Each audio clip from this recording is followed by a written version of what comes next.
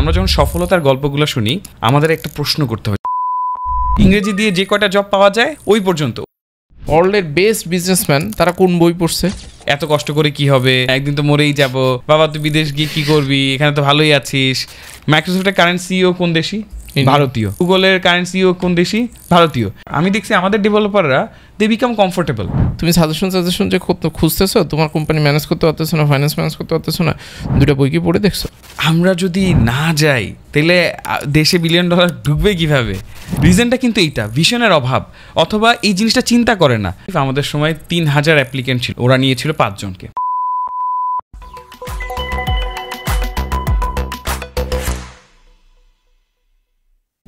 আজকে ক্যারিয়ার ক্র্যাকার্সে আমরা জিয়া ভাইয়ের সাথে কথা বলছি। সো জিয়া ভাইয়ের সাথে মোটামুটি ঘন্টাখানিকের মতো সময় অনেকগুলো জিনিসপত্র শিখছি, জানছি। রেকর্ডিং অলরেডি শেষ এবং অনেকগুলো জিনিস আমি নিজেও নোট করছি। আমি জাস্ট ছোটো করে ভাইয়ের সম্পর্কে একটু পরিচয় দিতে চাই। তবে ভাইয়ের লিঙ্কডইন প্রোফাইল ডেসক্রিপশনে দেওয়া থাকবে, সেখানে বিস্তারিত অনেক কিছু লেখা আছে। বাট ইন শর্ট যদি বলি, ভাইয়া তার ক্যারিয়ার শুরু করছে ট্রিপলি থেকে। উনি যেহেতু পড়াশোনা করছে, সো একদম কোর ইঞ্জিনিয়ারিং, নেটওয়ার্ক ইঞ্জিনিয়ারিং এবং টাওয়ারের যে জিনিসপত্র আছে সেখানে উনি হুয়াইতে কাজ করা স্টার্ট করছে। লেটার অন উনি গ্রামীণ ফোনে মুভ করছে ম্যানেজমেন্ট ট্রেনিং হিসেবে, এবং গ্রামীণ ফোনে মোটামুটি 5 বছরের মতো কাজ করছে, যেখানে বিভিন্ন ধরনের ডিজিটাল সলিউশনের সাথে কাজ করার ভাইয়া সুযোগ হিসেবে ভাইয়া সামনেই বসে আসছে। সো ভাইয়া ওখানে প্রোডাক্ট টিমের সাথে কাজ করছে লম্বা সময়, বাংলাদেশ এবং বাংলাদেশের বাইরেও নেপাল এবং মিয়ানমারে ভাইয়ার কাজ করার সুযোগ হয়েছে। সো এইটা ছাড়াও যে জিনিসটা বাংলাদেশে মোটামুটি এখন সবাই চিনে, সেটার নাম হচ্ছে শপআপ। সো শপআপ আজকে মোটামুটি যে জায়গাটাতে আসছে, সেখানে একটা লম্বা সময় ধরে ভাইয়ার জার্নি শপআপের সাথে, সেখানে প্রায় 6 বছরের কাছাকাছি সময় ভাইয়া কাজ করছে শপআপে। আমরা মানে ভাইয়া যে রোলটাতে কাজ করে chief of staff. So chief of staff হচ্ছে কমপ্লিটলি ইউনিক একটা জিনিস, যেখানে যে পার্সনটা ফাউন্ডারকে কাইন্ড অফ শ্যাডো করে। সো ফাউন্ডারের যত ধরনের এক্সিকিউশনাল জিনিসপত্র আছে, at the same time strategical জিনিসপত্র, প্রত্যেকটা বিজনেস মানে কীভাবে আরও ফাস্টার ওয়েতে ওই ভিশনটা মানে ফাউন্ডারের মতো চিন্তাভাবনা করে সে সামনের দিকে আগায় নিয়ে যেতে পারে, সেই জায়গাটাতে জিয়া ভাই কাজ করছে। এবং right at this moment Zia ভাই এবং আমাদের আতাউর ভাই আছে, যারা দুইজন মিলে শপআপের বাংলাদেশ অপারেশন যেটা আছে সেটা চালানোর চেষ্টা করতেছে। সো আমার কাছে মনে হয় যে ওভারঅল পুরাই 1 ঘন্টা ধরে আমি যতগুলো জিনিসপত্র শিখতে পারছি, আই বিলিভ যারা এটা দেখবা তোমাদের জন্য এটা চমৎকার একটা এক্সপিরিয়েন্স হবে। এবং শেখার সময় আমি যেটা সাজেস্ট করবো, খাতা কলম যদি নিয়ে বসা যায় তাহলে ভালো। যদি ফোনে শুনো, কোনো জায়গায় নোট নিতে পারো যে এখান থেকে তোমার অ্যাকশন প্ল্যান কী কী, তাইলে পরবর্তীতে এই শোনাটা তোমার কাজে লাগবে। যাই হোক, তোমরা শুনতে থাকো, এনজয় করতে থাকো। এনজয় করো না, জিনিসটাকে সিরিয়াসলি মাথার মধ্যে নাও, কারণ সব কিছু এনজয় করা আমার কাছে মনে হয় যে জীবনে খুব বেশি একটা সুবিধাজনক বিষয় না। এনজয় যেটা করতে পারো সেটা হতেছে শোনাটা এনজয় না, শোনার পরে যেই অ্যাকশনটা নিবা ওই অ্যাকশন নেওয়ার প্রসেসটাকে এনজয় করতে পারো, তাইলে আশা করি সেখান থেকে কিছু রেজাল্ট পাওয়া যাবে। তো একটা জিনিস আমরা মোটামুটি ধরেন বাংলাদেশের কনটেক্সটে আপনি যদি চিন্তা করেন, লাস্ট 10 বছরের মতো সময় যে পরিমাণে স্টার্ট আপ নিয়ে কাজ হয়েছে, স্টার্ট আপ সামিট, এই ফান্ডিং ওই ফান্ডিং, জেলায় জেলায় স্টার্ট আপ, নানাবিধ জিনিস, এভরিথিং ইজ ফাইন। মানে আমি নেগেটিভ অর্থ বলতেছি না, এটা কারণে আমাদের ভিতরে বা আমাদের স্টুডেন্ট যারা আছে ইউনিভার্সিটিতে পড়াশোনা করে, তাদের ভিতরে একটা আলাদা ক্রেজ তৈরি হয়েছে যে এটা ব্যবসা খুলতে হবে। ব্যবসা নয়, স্টার্ট আপ খুলতে হবে, কারণ ব্যবসা খুবই বোরিং জিনিস, start up is very posh, start up is very fancy. So আমাকে একটা স্টার্ট আপ খুলতে হবে, যেটা করতে হবে। প্রবলেম যে জায়গাটাতে হয় যে ইউনিভার্সিটি থাকা অবস্থায় আমি স্টার্ট আপ খুললাম, আমি ধরেন কিছু জিনিসপত্র ট্রাই করলাম, কিন্তু ট্রাইয়ের তো একটা ডেফিনেশন আছে যে কত ট্রাই করছি, কতগুলো দরজায় নক করছি। যেমন আমি রিসেন্টলি আমাদের টিম মেম্বারের মধ্যে একজনকে জিজ্ঞাসা করতেছিলাম, ভাই ও বলতেছে ভাইয়া আমি কয়েকজন মানুষকে রিচ আউট করছি মানে একটা পার্টিকুলার কাজের জন্য, কিন্তু ভাইয়া এই কাজ মনে হয় আমরা করতে পারবো না, কারণ এটা সম্ভব না, মানুষজন ইন্টারেস্টেড না। তা আমি বললাম কয়জনকে নক করছো? বলে ভাইয়া 2-3 জনকে। আমি বললাম এক্স্যাক্ট নাম্বার বলো। বলে 3 জন। আমি বললাম 3 জনের ভিতরে কয়জন তোমার মেসেজে রিপ্লাই দিছে? বলে ভাইয়া 1 জন। তো 1 জন রিপ্লাই দিছে, কিন্তু 1 জন আবার রিজেক্ট করে দিছে, আর বাকি 2 জন আমাকে রেসপন্স করে নাই।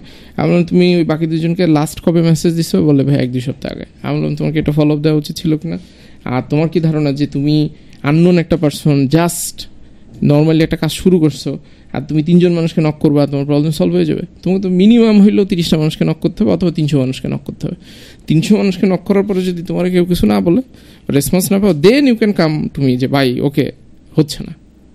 সো ভাই এখন আমি আসলে আপনার কাছে জানতে চাই যে আসলে হইতেছে এটা কি। ধরেন যে পরিমাণ যেই সময় ধরে আমরা কাজ করতেছি, if you look at India, Pakistan and everything, এই জায়গাগুলোতে কিন্তু স্টার্ট আপ নিয়ে আপনি আমার থেকে বেশি ঘুরেন, জানেন যে ওরা অনেক দূর আগাই গেছে। বাট আমরা কিন্তু সামহাও এই যে বাবল কিছু তো যাই, এরপর আমরা ছেড়ে দিই, পুরো জিনিসটা সাইকেলটা কমপ্লিট হচ্ছে না কেন ভাই? সো আমি এটার ব্যাপারে আমার পার্সপেক্টিভ যদি বলি, বাংলাদেশি ইন জেনারেল আমি যেটা বলবো যে আমাদের মধ্যে গ্রিডটা অনেক কম। এটার পেছনে অনেক কারণ আছে। গ্রিডের বাংলা করে যদি একটু বলেন। মানে হচ্ছে যে কোনো কিছুর পেছনে একদম একাগ্রতার সাথে লেগে থাকা, এটা আমাদের কম। এটার পিছনে অনেক কারণ আছে, ভৌগোলিক কারণও আছে। আমাদের এখানে যেমন একটা, যদি আমি সে লাউয়ের বীজ ফেলে দিই, অটোমেটিক্যালি কিন্তু গাছ হয়ে যাবে। তাহলে আমাকে একটা ফসল উৎপাদনের জন্য কিন্তু অনেক পরিশ্রম করতে হয় না। কিন্তু সেই তুলনায় আমি যদি এখন যাই, যেমন কেন ইংরেজরা বিশ্বজয় করলো, কেন ডাচরা বিশ্বজয় করলো, এটার স্টোরিটা একটু বুঝতে পারতে হবে। এটা কিন্তু অটোমেটিক্যালি হয় নাই। ওদের কিন্তু একটা ফসল উৎপাদন করার জন্য একটা সিজন ওয়েট করতে হতো, খাবারের সন্ধানে কিন্তু ওকে অন্য দেশে যেতে হতো। এটা কিন্তু আমাদের কখনো করতে হয় নাই। যেহেতু করতে হয় না, আমরা খুব অল্পতেই খুশি হয়ে যাই। সো এই কারণে আমাদের চেষ্টার পরিমাণটা খুব ব্লেসড, অনেক বেশি ব্লেসড। সো চেষ্টার পরিমাণটা খুব কম। এটার ইভেন্ট শুধু বাংলাদেশে এরকম না, ভারতীয় উপমহাদেশেই যখনই অন্য দেশে রাজারা এসছে ভারতকে জয় করার জন্য, জয় করার পর তারা আবার অনেক কমফোর্টেবল হয়ে গেছে। তারা পরবর্তীতে কিন্তু অন্য দেশে যেতে পারেনি, একের পর এক কিন্তু আবার পরবর্তীতে তারা পরাজিত হয়েছে। এটা খুব মানে এই সাবকন্টিনেন্টে খুব ট্রু। তো এখন এটা বলার পিছনে কারণ আছে। তো যেমন এই যে একটা উদাহরণ দিলা যে 3 জনকে চেষ্টা করে একজনকে পাইলাম, সেখানেই হয়ে গেলাম। আমরা যখন সফলতার গল্পগুলো শুনি, আমাদের একটা প্রশ্ন করতে হবে যে আপনারা কতবার ব্যর্থ হয়েছিলেন, কতবার চেষ্টা করেছিলেন। এটা কিন্তু আমরা শুনি না। তো এটা কেন বললাম, কথার কথা সে ফর এক্সাম্পল শপআপের সাকসেস স্টোরি যখন সবাই বলে যে শপআপ সে 300 মিলিয়ন ফান্ড রেজ করেছে, শপআপ এই খুব পপুলার ভেঞ্চার ক্যাপিটাল থেকে ফান্ড এনেছে, কিন্তু এটার জন্য কতশো জনকে রিচ আউট করেছে সেটা কিন্তু হয়তো জানা হয় না। তো আমরা কিন্তু অবশ্যই অনেকজনের সাথে কথা বলেছি, সেখান থেকে এখন ফাইনালি এসে আমরা ভালো সাকসেস দেখতে পাচ্ছি। আর একবার যখন সফলতা চলে আসে তখন কিন্তু এটা ফলো করে, অন্যরাও আসতে চায়, দেখতে চায়, কথা বলতে চায়। আমি আরেকটা এক্সাম্পল দিও, নিজের পার্সোনাল এক্সাম্পল। আমি যখন গ্র্যাজুয়েট করি, আমার কোনো মামা নাই, আমার কোনো চাচা নাই, আমাকে তো একটা জব পাইতে হবে। এখন জব পেতে গেলে আমি কিভাবে পাবো? সো আমাদের লাকিলি আলহামদুলিল্লাহ ক্যাম্পাসে রিক্রুটমেন্টের জন্য হুয়াওয়ে এসেছিল। এখন হুয়াওয়ে যখন আসছে, আমি তো টেকনোলজির মধ্যে আমি টেলিকমিউনিকেশন নিয়ে পড়িই নাই, আমার সাবজেক্টেই ছিল না, তো আমি তো কিছু জানি না। তো আমি লাকিলি অ্যাপটিটিউড পাস করে গেছি, কারণ আমি যেহেতু ম্যাথ ইংলিশ এগুলো পারি, তো এটা পেরে গেছি। কিন্তু পরের লেগুলো তো টেকনিক্যাল কোয়েশ্চেন, আমি কিভাবে পারবো? You have no idea. তখন কিন্তু ফেসবুক ওরকম এত কানেক্টিভিটি ছিল না, লিঙ্কডিন এত কানেক্টিভিটি ছিল না। আমি লিটারেলি হুয়াওয়েতে কাজ করে এরকম প্রায় 30 জনের লিস্ট বানাইছি, প্রত্যেককে নক করছি, জ্বালায় ফেলছি মানে লিটারেলি। এবং আমি পুরা প্রত্যেকের ইন্টারভিউর কোয়েশ্চেন নিয়ে একটা কোয়েশ্চেন ব্যাংক বানাইছি। এখন ইন্টারভিউর আগে আমি যখন এই প্রিপারেশন নিয়ে গেছি, 300টা প্রশ্নের কোয়েশ্চেন ব্যাংক, এবং টেলিকমিউনিকেশনের একটা বই আছে, এরিকসনের একটা বই, সবাই জানে যারা এই কোর্স করছে। তা আমার তো কোর্স ছিল না, আমি 3 দিনে ওই বই পুরাটা পড়ে ফেলছি। তো এখন এটা নিয়ে যখন প্রিপারেশন নিয়ে গেছি, যখন আমার টেকনিক্যাল ইন্টারভিউ হয়েছে, লাকিলি আর আনলাকিলি আমার ইন্টারভিউটা ফার্স্টে। টোটাল 28 জন ইন্টারভিউ হবে, আমারটা প্রথমে। তো প্রথমে ইন্টারভিউ তো প্রচুর শক্তি থাকে, অনেক গরম। আমাকে 43টা কোয়েশ্চেন করছে, and I answer 42 of them. একটা বলছি সিলেবাসে নাই। and যে ছেলে 43টার মধ্যে 42টা অ্যান্সার করে, সে যদি বলে সিলেবাসে নাই, তাহলে সিলেবাসে নাই। আসলে আমি ওটা পারি না। এখন আমার কথা হলো যে আমার এখানে এফোর্টটা দেখতে হবে। এটা হচ্ছে ইম্পর্টেন্ট ব্যাপার। চাকরিটা যে আমি পেলাম সেটা ইম্পর্টেন্ট না। আমি যে 300টা প্রশ্নের একটা প্রশ্ন ব্যাংক বানালাম, 3 দিনে একটা বই, একটা কোর্সের 4 মাসের কোর্সের বই 3 দিনে যে শেষ করলাম, এই কষ্টটা কিন্তু কেউ দেখছে না। এটা যদি আমি ঠিকমতো না করি, তাহলে আমি চাকরিটা পেতাম না। আমাকে কেন ওরা নিবে? আমি টেকনিক্যাল ইন্টারভিউ যদি আমি খারাপ দিই, আমি 43টা কোয়েশ্চেনের মধ্যে যদি আমি এখন পারতাম শুধু 5টা, তাহলে পরে কি আমি পেতাম ওই জবটা? তাহলে কিন্তু আমি পেতাম না। এই জিনিসগুলো কেউ দেখে না। আবার এরপরে সে ফর এক্সাম্পল আমি যদি বলি যে যারা অ্যাক্সিলারেশন প্রোগ্রাম যায় তারা ভালো করে। আপনার ওই ইউনিভার্সিটি গল্পটাতে আমি জাস্ট ছোট একটা জিনিস অ্যাড করতে চাই। আপনার সাথে তো আপনার অন্যান্য বন্ধু বান্ধবও ছিল, তারা কি 30 জন মানুষের লিস্ট তৈরি করে 300টা কোশ্চেন বা এই টাইপের কোনো এফোর্ট কেউ দিয়েছে কিনা? একমাত্র আমি ছাড়া বাকি সবারই টেলিকমিউনিকেশন কোর্স ছিল। আচ্ছা, এই বাকি 28 জনের মধ্যে চাকরি পেয়েছে কিন্তু 5 জন। আচ্ছা, তাহলে বাকি 23 জন কেন পেল না? Definitely they are well ahead of me, but তারা কিন্তু এই কাজটা করে নাই। এটা কি আমাকে কেউ শিখিয়েছে? না, আমি আমার মতো করে প্ল্যান বানিয়েছি। আমি সিনিয়র 2-4 জন যাদেরকে চিনি তাদেরকে কথা বলছি, ভাই আমি কি করতে পারি? তখন বলছি যে তুমি হুয়াওয়েতে যারা আছে তাদের সাথে কথা বলো, কারণ হুয়াওয়ে যেহেতু কোর টেকনিক্যাল কোম্পানি, ওদের ইন্টারভিউর প্যাটার্ন কিন্তু একটু আলাদা, ওটা কিন্তু তুমি অন্যদের সাথে মিলবে না। তো আমি সাজেশনটা নিলাম। আমাদের এখানে অন্যদের যাদেরকে আমি দেখি সাজেশনটা নেয়, কিন্তু সাজেশনটা আর ফলো করে না, গান শোনার মতো শুনে। আমি একদম বাই হার্ট সাজেশনটা ফলো করেছিলাম, আলহামদুলিল্লাহ আমি রেজাল্টটা পেয়েছি। এবং এটা জাস্ট একটা উদাহরণ দেওয়ার জন্য দেওয়া। জীবনের সব কিছুতে এই ধরনের জিনিস ফলো করতে হবে। যদি আমি ফলো করতে পারি তাহলে আউটকাম আসতে বাধ্য। এখন ওই যে স্টার্ট আপ যারা দেয়, ইউনিভার্সিটিতে থাকা অবস্থায়, ইভেন সে পাশ করার পর 3-4 বছর পর যখন ইয়াং প্রফেশনাল তারাও একটা স্টার্ট আপ দিল, স্টার্ট আপ কেন দিচ্ছি, কতখানি ইম্প্যাক্ট রাখতে চাচ্ছি, কাদের জন্য বানাচ্ছি, অনেকেরই আমি দেখেছি, আমি যেহেতু অনেকগুলো স্টার্ট আপের অ্যাডভাইজার হিসেবে কাজ করছি, দেখি যে আইডিয়াতেই অনেক চ্যালেঞ্জ আছে, পার্টনার সিলেকশন অনেক চ্যালেঞ্জ আছে, যে কো ফাউন্ডার সিলেক্ট করছে, রাইট কো ফাউন্ডার সিলেক্ট করতে পারছে না, মার্কেটে যখন যাচ্ছি সেটা স্ট্র্যাটেজিটাতে অনেক এরার আছে, এবং সবাই ঘুরে ফিরে শুধু লোকাল সলিউশন নিয়ে চিন্তা করে, বাংলাদেশের মানুষের জন্য চিন্তা করে, গ্লোবাল প্রবলেম নিয়ে চিন্তা করে না। গ্লোবাল পপুলেশন 700 কোটি, আর আমাদের মানুষ হলো 17 কোটি, আমাদের মানুষের পারচেস পাওয়ার কম্পারেবলি কম। এখন একটা আইডিয়া, আমি একটা স্টার্ট আপ নিয়ে চিন্তা করছি যে সে ফর এক্সাম্পল আমি কুড়িগ্রামের একটা প্রবলেম সলভ করব। এখন কুড়িগ্রামের মানুষ কতটুকু, কুড়িগ্রামের প্রবলেমগুলো কত বড়, তার কি পারচেস পাওয়ার আছে কি না, তার টেকনোলজি আন্ডারস্ট্যান্ডিং আছে কি না, সে কি একটা স্মার্টফোনের অ্যাপ ব্যবহার করতে পারবে কি না, সেখানে স্মার্টফোন পেনিট্রেশন কত, এগুলো নিয়ে কিন্তু আমরা পড়াশোনা করছি না। জাস্ট আইডিয়া ভালো হলেই, পার্টনার ভালো হলেই যে আবার একটা স্টার্ট আপ দাঁড়িয়ে যাবে তা কিন্তু না। সো এখানে স্কেলেবিলিটি একটা ব্যাপার আছে, ইনোভেশনের একটা ব্যাপার আছে, আসলে কি ওটা ইনোভেটিভ কিনা, মার্কেট অ্যাকসেপ্টেন্সের ব্যাপার আছে, সেটা নিয়ে যথেষ্ট স্টাডি করতে হবে। এগুলো যদি না করি তাহলে তো আমার আইডিয়া ফেজেই মারা যাবে। তো এই কারণে আইডিয়া স্টার্ট আপ দুইটার মধ্যে কিন্তু একটা ডিফারেন্স আছে, আইডিয়া কম্পিটিশন আলাদা, স্টার্ট আপ কম্পিটিশন আলাদা। তো এগুলোর ব্যাপারে যেটা করতে হবে, যারা ফাউন্ডার হতে চায় তাদেরকে আমি বলবো যে you should get into acceleration programs. বাংলাদেশে luckily we have multiple acceleration programs, Grameenphone acceleration program আছে, এরপর অন্যরকম উদ্যোক্তা আছে, এখন রবি চেষ্টা করছে এরকম ইনিশিয়েটিভ নেওয়ার। তো যারা এগুলাতে আছে সেটা তো লোকাল, এর বাইরে গ্লোবালও আছে, গ্লোবাল অ্যাক্সিলারেটিং এশিয়া আছে, আমার সে ফর এক্সাম্পল সেকোয়ার ইনিশিয়েটিভ আছে, সার্চ, এগুলাতে যখন আমরা অ্যাপ্লাই করব প্রথমেই কিন্তু আমি পাবো না, কিন্তু আমি কি করব, এই জার্নিতে আমি শিখবো। আমি যদি ডে ওয়ানেই পাওয়ার চিন্তা করি তাহলে কিন্তু হবে না, আমাকে শিখতে হবে কম্পিটিশন কি করছে, আমি তাদের তুলনায় কোথায় আছি, আমার পিচকে কিভাবে বেটার করতে পারি, আমার কমিউনিকেশন কিভাবে বেটার করতে পারি, আমি মার্কেটটাকে ঠিকমতো ডিজাইন করতে পারছি কিনা, আমি টার্গেট সেগমেন্টকে রিচ করতে পারছি কিনা, সেই জিনিসগুলো কিন্তু আমি এই জার্নিতে শিখে যাব। যদি মনে হয় যে আমরা আসলে রাইট লোকের সাজেশন চাই, কেন, কারণ এখানে তারা যেহেতু স্টার্ট আপগুলোকে বিল্ড করেছে, they know what to do, what not to do. এবং আরেকটা জিনিস আছে, সেটা হচ্ছে ইউরি11 একটা বই আছে, কি বলে, fall in love with your problem not with the solution. আমাদের ইন জেনারেল একটা চ্যালেঞ্জ হচ্ছে, একটা মেন্টাল ব্লকার হচ্ছে, we fall in love with the solution. আমি যে সলিউশনটা বানালাম সেটার মধ্যেই আমি থাকবো, এটাই এখন আমাকে জোর করে মানুষকে খাওয়াইতে হবে। এখন ভাই আমি এটা পছন্দ না, আমি কি এখন এটা খাবো, আমি কি এটা ইউজ করব, আমি তো করবো না। এখন কেন প্রবলেমটাকে ভালোবাসা উচিত, ইউরি11-এর কথা কেন বললাম, মাল্টিপল ইউনিকর্ন বা মাল্টিপল $1 বিলিয়ন কোম্পানি থেকে সে এক্সিট নিয়েছে, পরপর 3টা $1 বিলিয়ন কোম্পানি সে বানিয়েছে। তো আমি তো এদের কাছ থেকেই শিখবো। আমি এখন যদি যাই এলাকার বড় ভাইয়ের কাছ থেকে সাজেশন নিতে, সেই এলাকার বড় ভাই তো আমাকে $1 বিলিয়ন সাজেশন দিতে পারবে না। এখন এখানে বুঝতে পারতে হবে যে কেন সলিউশনটাকে ভালোবাসা যাবে না, কেন পিভট করতে পারতে হবে। শপআপের সাকসেসের একটা বড় রিজন কিন্তু শপআপ পিভটেড এভরি টাইম, যতবার যত ধরনের ক্রাইসিস হয়েছে। Say for example Ukraine Russia war হলো, তখন কিন্তু শপআপ পিভটেড, শপআপ অন্য ক্যাটাগরিতে এক্সপ্যান্ড করেছে যেগুলাতে এই ওয়ারের ইম্প্যাক্ট নাই। তারপরে আমি বলি কোভিড যখন হলো, শপআপ পিভটেড, শপআপের তখন ব্যবসা ছিল কি বলে reselling platform, F commerce, ShopUp কিন্তু সেটা করে নাই, সব ডাবল ডাউন অন লজিস্টিক্স, সবার double down on বিটুবি commerce. So এই যে পিভটগুলো হলো, তাহলে আমি যদি আমার সলিউশনের ভালোবেসে আমি ওইটার প্রতি স্টিক থাকতাম, তাহলে কি শপআপ সফল হইতো না।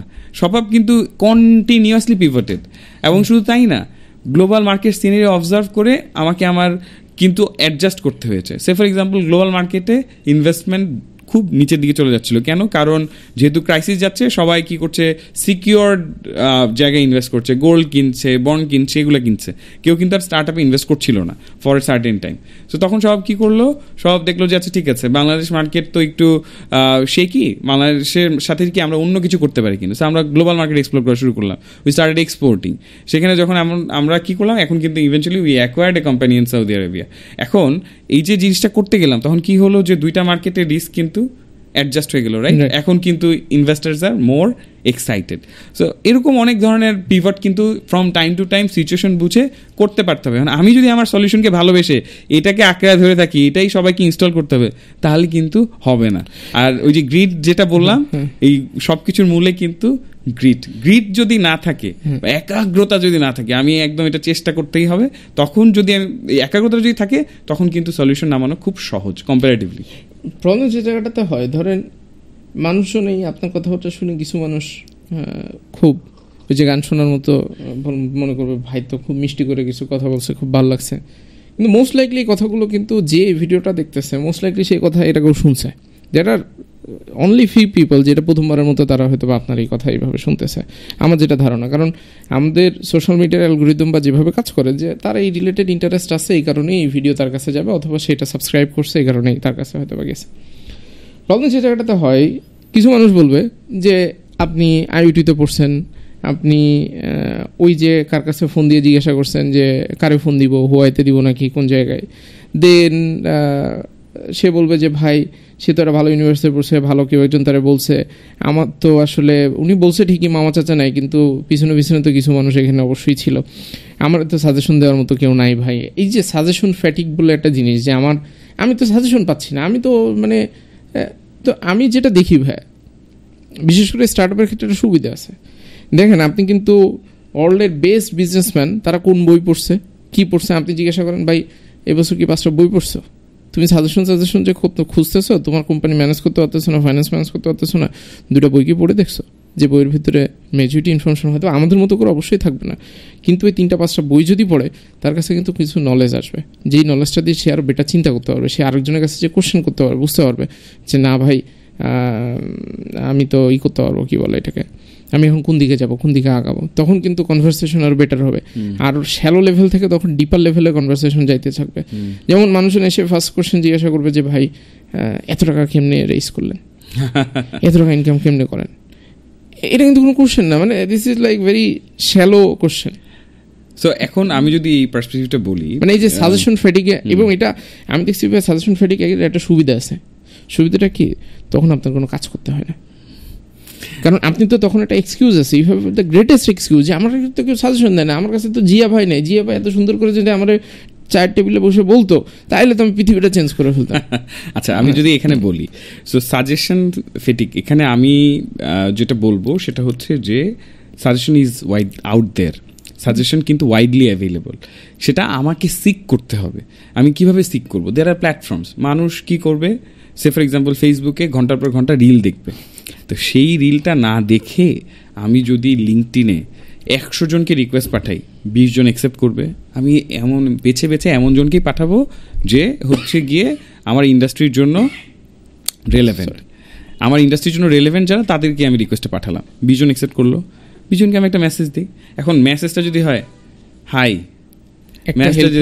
একটা হেল্প লাগতো, তাহলে তো হবে না।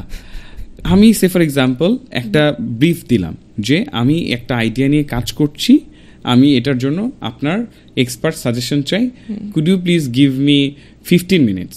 শুরুতেই মানুষ কি চায় যে ভাই আপনার সাথে দেখা করতে চাই। আচ্ছা, যে লোকটা অনেক ব্যস্ত তার জন্য তো দেখা করাটা একটু কঠিন।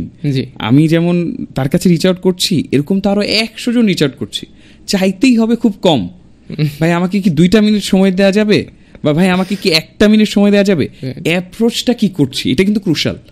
আমি যদি এখন ওই ভাইরে বলতাম যে আমার 1 ঘন্টা সময় দেন, কেউ কিন্তু সময় দিবে না। তা আমাকে এটা বুঝতে পারতে হবে যে কমিউনিকেশন কি করছি, এটা কিন্তু খুব ক্রুশাল, এটা অনেকে বুঝতে পারে না। সেইটা কিছু হ্যাক বলে দিচ্ছি যে ভাই 2টা মিনিট সময় দেওয়া যাবে, 2 মিনিট সময় চাইলে না করাটা কিন্তু খুব কঠিন। এখন তার যদি আমি ইন্টারেস্ট ধরে ফেলতে পারি 2 মিনিটে, সে কিন্তু তখন আমাকে 20 মিনিট সময় দিবে। এখন এই যে একটা অ্যাপ্রোচ শিখালাম, এটা যদি আমি কাজে লাগাইতে পারি যে কিভাবে 2 মিনিটকে 20 মিনিট বানানো যায়, আর একবার যদি আবার 20 মিনিট আমি ইমপ্রেস করে ফেলতে পারি, তখন কিন্তু 20 ঘন্টাও সেটা হয়ে যেতে পারে, রাইট? সে হয়তো আমার অ্যাডভাইজার হয়ে গেল, এবং ফ্রিতেই কিন্তু আমি অ্যাডভাইসটা পেয়ে যাচ্ছি, বলা যায় না হয়তো আমি ইনভেস্টমেন্টও পেয়ে যেতে পারি। এগুলো হচ্ছে ডিফারেন্ট হ্যাকস, এইটা আমার বুঝতে পারতে হবে। এখন আমি শুরুতেই এরকম ঘন্টা চাবো না, ফিজিক্যাল দেখা চাবো না, আমি হয়তো অনলাইন কল চাইতে পারি বা একটা ফোন কল চাইতে পারি, বা আমি আমার আইডিয়াটা over email, can I send my proposal to you over email. যে প্রফেশনালরা যেগুলোতে কমফোর্টেবল, প্রফেশনালরা চ্যাটে মোর কমফোর্টেবল, প্রফেশনালরা ইমেলে মোর কমফোর্টেবল। এখন তার সাথে আমি যদি হয়তো ফোনে কথা বলতে চাই, অনেক হয়তো নাও বলতে পারে, অনেক হয়তো নাম্বার নাও শেয়ার করতে পারে। সো এইগুলো একটু বুঝাটা, মানে আমি কার কাছে রিচ করব সেটা বুঝে যদি কমিউনিকেট করি তাহলে ইজি হবে। আচ্ছা, এবার আসি প্রিভিলেজের ব্যাপারে। যেমন অনেকে হয়তো বলতে পারে যে আমি আইইউটিতে পড়েছি। আইইউটিতে কিভাবে পড়েছি এটার গল্পটা বলি। আমার বাবা সরকারি চাকরিজীবী এবং খুবই সাধারণ চাকরিজীবী, উনি কোনো এক্সট্রা ইনকাম ওনার ছিল না। আমি যখন আইইউটিতে ভর্তি হই, he had to sell his land. As a family আমরা ওই কলটা নিয়েছি যে জমি বিক্রি করে আমি আইআইটিতে পড়বো। আমার অন্য জায়গায়ও চান্স হয়েছিল, বুয়েটে ঢাকা ইউনিভার্সিটি, কিন্তু আমি পড়ি নাই। কেন পড়ি নাই? কারণ আমি যদি আইআইটিতে পড়ি 4 বছরে আমি গ্র্যাজুয়েট করবো, তখন ওখানে লাগতো 3 বছর 8 মাস, তখন অন্য জায়গায় লাগতো 6 বছর। আমি 2 বছর এখানে সেভ করেছি। প্রফেশনাল লাইফে কিন্তু আমি আমার ব্যাচমেটদের চেয়ে 2 বছর অটোমেটিক্যালি এগিয়ে। তো এখন এটা তো as a family we took that call, কারণ তখন political situation was not that great. এটা বুঝে আমরা সিদ্ধান্ত নিয়েছি। এখন আমি এই হার্ড কলগুলো নিব না, আমি ক্যারিয়ারে আগাইতে চাবো না, সেটা তো আমার সিদ্ধান্ত। ফ্যামিলি কলে ফ্যামিলিকে আমার মনে হয় কনভিন্স করাটা এটা আমাদের দায়িত্ব। এবং আমি যদি বুঝবে না, এবং আমি যদি বলি যে আমরা কঠিন পাতটা কিন্তু নিতে চাই না। যেমন আমাকে অনেকে বলে যে ভাই আমি বিদেশে ভালো একটা জব রোলে যেতে চাই, বিদেশে আমি হচ্ছে গিয়ে পার্মানেন্টলি সেটেল করতে চাই, কিন্তু এখন তো ভাই সব দেশ পথ বন্ধ করে দিচ্ছে। I say no, who said so? জার্মানিতে আলাদা করে হাউস বিল্ডিং ভিসা আছে, কি লাগবে সেটার জন্য German language B1 B2 level লাগবে। আমাদের এখন যদি আমি কাউকে বলি 100 জন প্রোগ্রামারকে ভাই আপনি শিখেন German language B1 B2 level, বলবে ভাই একটা ভাষা শেখা তো বহুত কঠিন। আমি এখানে একটা গল্প বলি, মজার গল্প। আমি জার্মানিতে গেলাম 2023 সালে হামবুর্গ নামে একটা শহরে। হামবুর্গ শহরে গেলাম, ওখানে কিছু ছোট ভাই ব্রাদার অনেকে, আমার তো আবার আমি যেহেতু উদ্ভাসে পড়াতাম অনেক ছাত্র, তো আসানুল্লাহ ভার্সিটির, আইইউটির, বুয়েটের অনেকে আসলো, কথাবার্তা বললো। তো তখন আমাকে কয়েকজন বলছে যে ভাই এখানে তো জার্মান না শিখলে ওরা অত একটা ইসে না, ওরা ইংলিশ পেরেও কেন জানি জার্মান বলতে চায় না। আমি তখন তোকে কয়েকটা প্রশ্ন করলাম, তুমি যেখানে মাস্টার্স করছো টাকা দেওয়া লাগছে? বলে না ভাই। কে ফান্ড করলো? বলে জার্মানি। আচ্ছা, আমি বললাম যে আচ্ছা তোমার সাথে বাংলাদেশে যখন কেউ হিন্দিতে কথা বলতে আসতো ইন্ডিয়া থেকে এসে, তুমি কি ওদের সাথে হিন্দিতে কথা বলতা? বলে না ভাই আমি ইনস্ট্যান্ট ইংলিশে সুইচ করলাম। আমি কোথায় হিন্দিতে কেন কথা বলবো? আমি বললাম ভাই তুমি জার্মানিতে ওদের টাকায় পড়লা, এখন ওদের চাকরি করতেছো, তো তুমি ইংরেজিতে কেন ওদেরকে ফোর্স করতেছো? ওর হেরিটেজ তো আরো পুরাতন, ও অনেক দেশ জয় করছে, ও কেন তোমার সাথে ইংরেজিতে কথা বলবে? ইংরেজিতে কথা বলে তুমি একটা সার্টেন লেভেল পর্যন্ত যাইতে পারবা। আমি দেখছি আমাদের ডেভেলপাররা দে বিকাম কমফোর্টেবল, ইংরেজি দিয়ে যে কয়টা জব পাওয়া যায় ওই পর্যন্ত। ওরা কি হইতে পারে? ওরা হাইয়েস্ট ম্যানেজার হইতে পারে, কেউ ডিরেক্টর খুব একটা হয় না, বা এন্টারপ্রেনার কেউ হয় না। রিজনটা কিন্তু এইটা, ভিশনের অভাব, অথবা এই জিনিসটা চিন্তা করে না। আমি যদি ওর ল্যাঙ্গুয়েজ না শিখি আমি তো ওর সোসাইটিতে ইন্টিগ্রেটেড হইতে পারবো না। এবং শুধু ওদের কথা না, যারা চলে গেছে তাদের কথা না, আমি বলছি যে ওরা কিন্তু ওপেন করে রাখছে গেট। যদি এই B1 লেভেল বা জার্মান B2 লেভেল কেউ পারে, you can directly go to Germany, কিচ্ছু লাগবে না, হাউস বিল্ডিং ভিসা আছে। এটা জার্মানি একটা উদাহরণ দিলাম।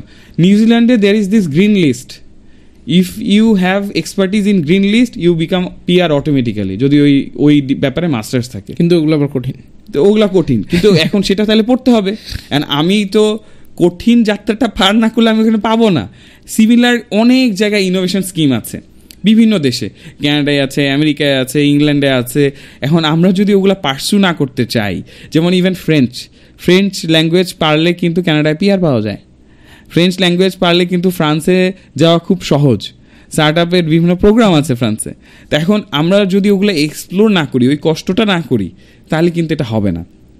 এখন আমি কি করব যে আমি হার্ড কলগুলো নিব না, আমার জমি রাখবো, ওইখানে আমি একটা দোতলা বাড়ি করব, এগুলা চিন্তা করব, তারপর আবার হাউতাস করবো, আমি কেন বিদেশ যেতে পারছি না। তো এই হার্ড কলগুলা না নিলে আসলে এই গ্রোথগুলা করাটা কঠিন। কিন্তু if you go and see India, আমার পাশের দেশের সাথে তো খুব বেশি পার্থক্য নাই আমাদের, ওরাও অত ধনী না, রাইট? কিন্তু ওরা কিন্তু এই কাজগুলা করছে। আমি রিসেন্টলি আফ্রিকায় গিয়েছিলাম, ইথিওপিয়া, জাম্বিয়ায়। আমি ফ্লাইটে উঠলাম, বোয়িং 707, আমার সাথে মনে হয় 350 মতো যাত্রী, আমরা 2 জন বাংলাদেশি, বিজনেস ক্লাস চাইনিজ, বাকি সব ইন্ডিয়ান, সবাই। তারপরে ওইখানে আমরা বিভিন্ন দেশে ঘুরলাম টুরলাম। পরে আমি যেটা দেখলাম, এখন প্রচুর ইন্ডিয়ান রেস্টুরেন্ট, প্রচুর চাইনিজ রেস্টুরেন্ট। এখন ওরা যদি এক্সপ্লোর না করতো, ওরা যদি না যাইতো, তাহলে কি ব্যবসাগুলো ওরা ধরতে পারতো? দে আর নাও নিউ এক্সপ্লোরার। আমি যেই কথাটি শুরুতে একদম বলছিলাম যে শুরুর দিকে ইংলিশরা, ডাচরা, ওরা কিন্তু এক্সপ্লোরার ছিল, এখন কিন্তু ভারতীয়রা আর চাইনিজরা হয়ে গেছে এক্সপ্লোরার। প্রত্যেকটা দেশে চায়না টাউন অ্যান্ড হচ্ছে গিয়ে ইন্ডিয়ার টাউন আছে। কেন আছে? ওরা বলে লিটল ইন্ডিয়া। সব জায়গায় কিন্তু এখন চায়নাটাউন আর লিটল ইন্ডিয়া আছে। কিভাবে করলো ওরা, এটা কিন্তু বুঝতে পারতে হবে। আমাদের লিটল বাংলাদেশ নাই কেন, বা লিটল ঢাকা নাই কেন? আমরা লিটল ঢাকার জন্য কি করেছি? আমাদের রেস্টুরেন্টওয়ালারা গিয়ে বাংলাদেশি খাবারকেও ইন্ডিয়ান বলে বিক্রি করার চেষ্টা করে। আমাদের কাচ্চি বিরিয়ানির যে ঐতিহ্য, এটাকে প্রমোট করার জন্য আমরা কি করলাম? এটা কিন্তু আমাদের যে অফিসে যতজন সে বিদেশি আসলো, এভরিওয়ান অ্যাপ্রিসিয়েটেড কাচ্চি বিরিয়ানি। আমার লাকিলি বিভিন্ন এম্বাসির সাথে খুব ভালো সম্পর্ক, তো অ্যাম্বাসেডাররা ইভেন আমি জানি যে few of them kacchi frozen করে যাওয়ার সময় দেশের বাড়িতে নিয়ে যায়। কিন্তু এই যে ঐতিহ্যটা, এটাকে কিন্তু আমরা গ্লোবালি প্রমোট করতে পারি নাই। It's still limited within Bangladesh. বাংলাদেশের মিষ্টি, ইভেন ভারতীয়রা বলে সবচেয়ে ভালো মিষ্টি পাওয়া যায় বেঙ্গলে। And if you go and see, say for example, একটা ওয়েস্ট বেঙ্গলের মিষ্টির দোকান and ঢাকার মিষ্টির দোকান, you would see more varieties in ঢাকার মিষ্টির দোকান। এটাকে প্রমোট করার জন্য আমি কি করলাম? আমাদের জামদানির ঐতিহ্য অনেক পুরাতন, এটাকে প্রমোট করার জন্য আমি কি করলাম? আমি যদিও অন্য উদাহরণ দিচ্ছি, ব্যবসার উদাহরণ, জাস্ট টু গিভ আইডিয়াস। আমাদের স্টার্ট আপ আইডিয়াস হইতে হবে কি, থাকতেই হবে, খুব শাইনি হইতে হবে। কেন এই জিনিসগুলোকে প্রমোট করতে পারতেছি না কেন? এগুলো তো গ্লোবাল আইডিয়াস। খাবার তো সবাই খায়, জামা তো সবাই পরে, এগুলোর জন্য কি আমি কোনো আইডিয়া নিয়ে এসেছি যেটার মাধ্যমে হবে? এবং সেটার জন্য কি আমি রাইট পাথে যাচ্ছি, কোনো অ্যাক্সেলারেশন প্রোগ্রামে ঢুকতেছি যেটার কারণে আমার গ্লোবাল এক্সপোজার হবে? আরেকটা উদাহরণ দিই, সামনেই এই যে দুবাইতে কিন্তু কেউ যেতে পারে না, রাইট? কিন্তু যত ইনোভেশন প্রোগ্রামগুলো আছে দুবাইতে, সেগুলোর জন্য কিন্তু আবার ভিসা দেয়।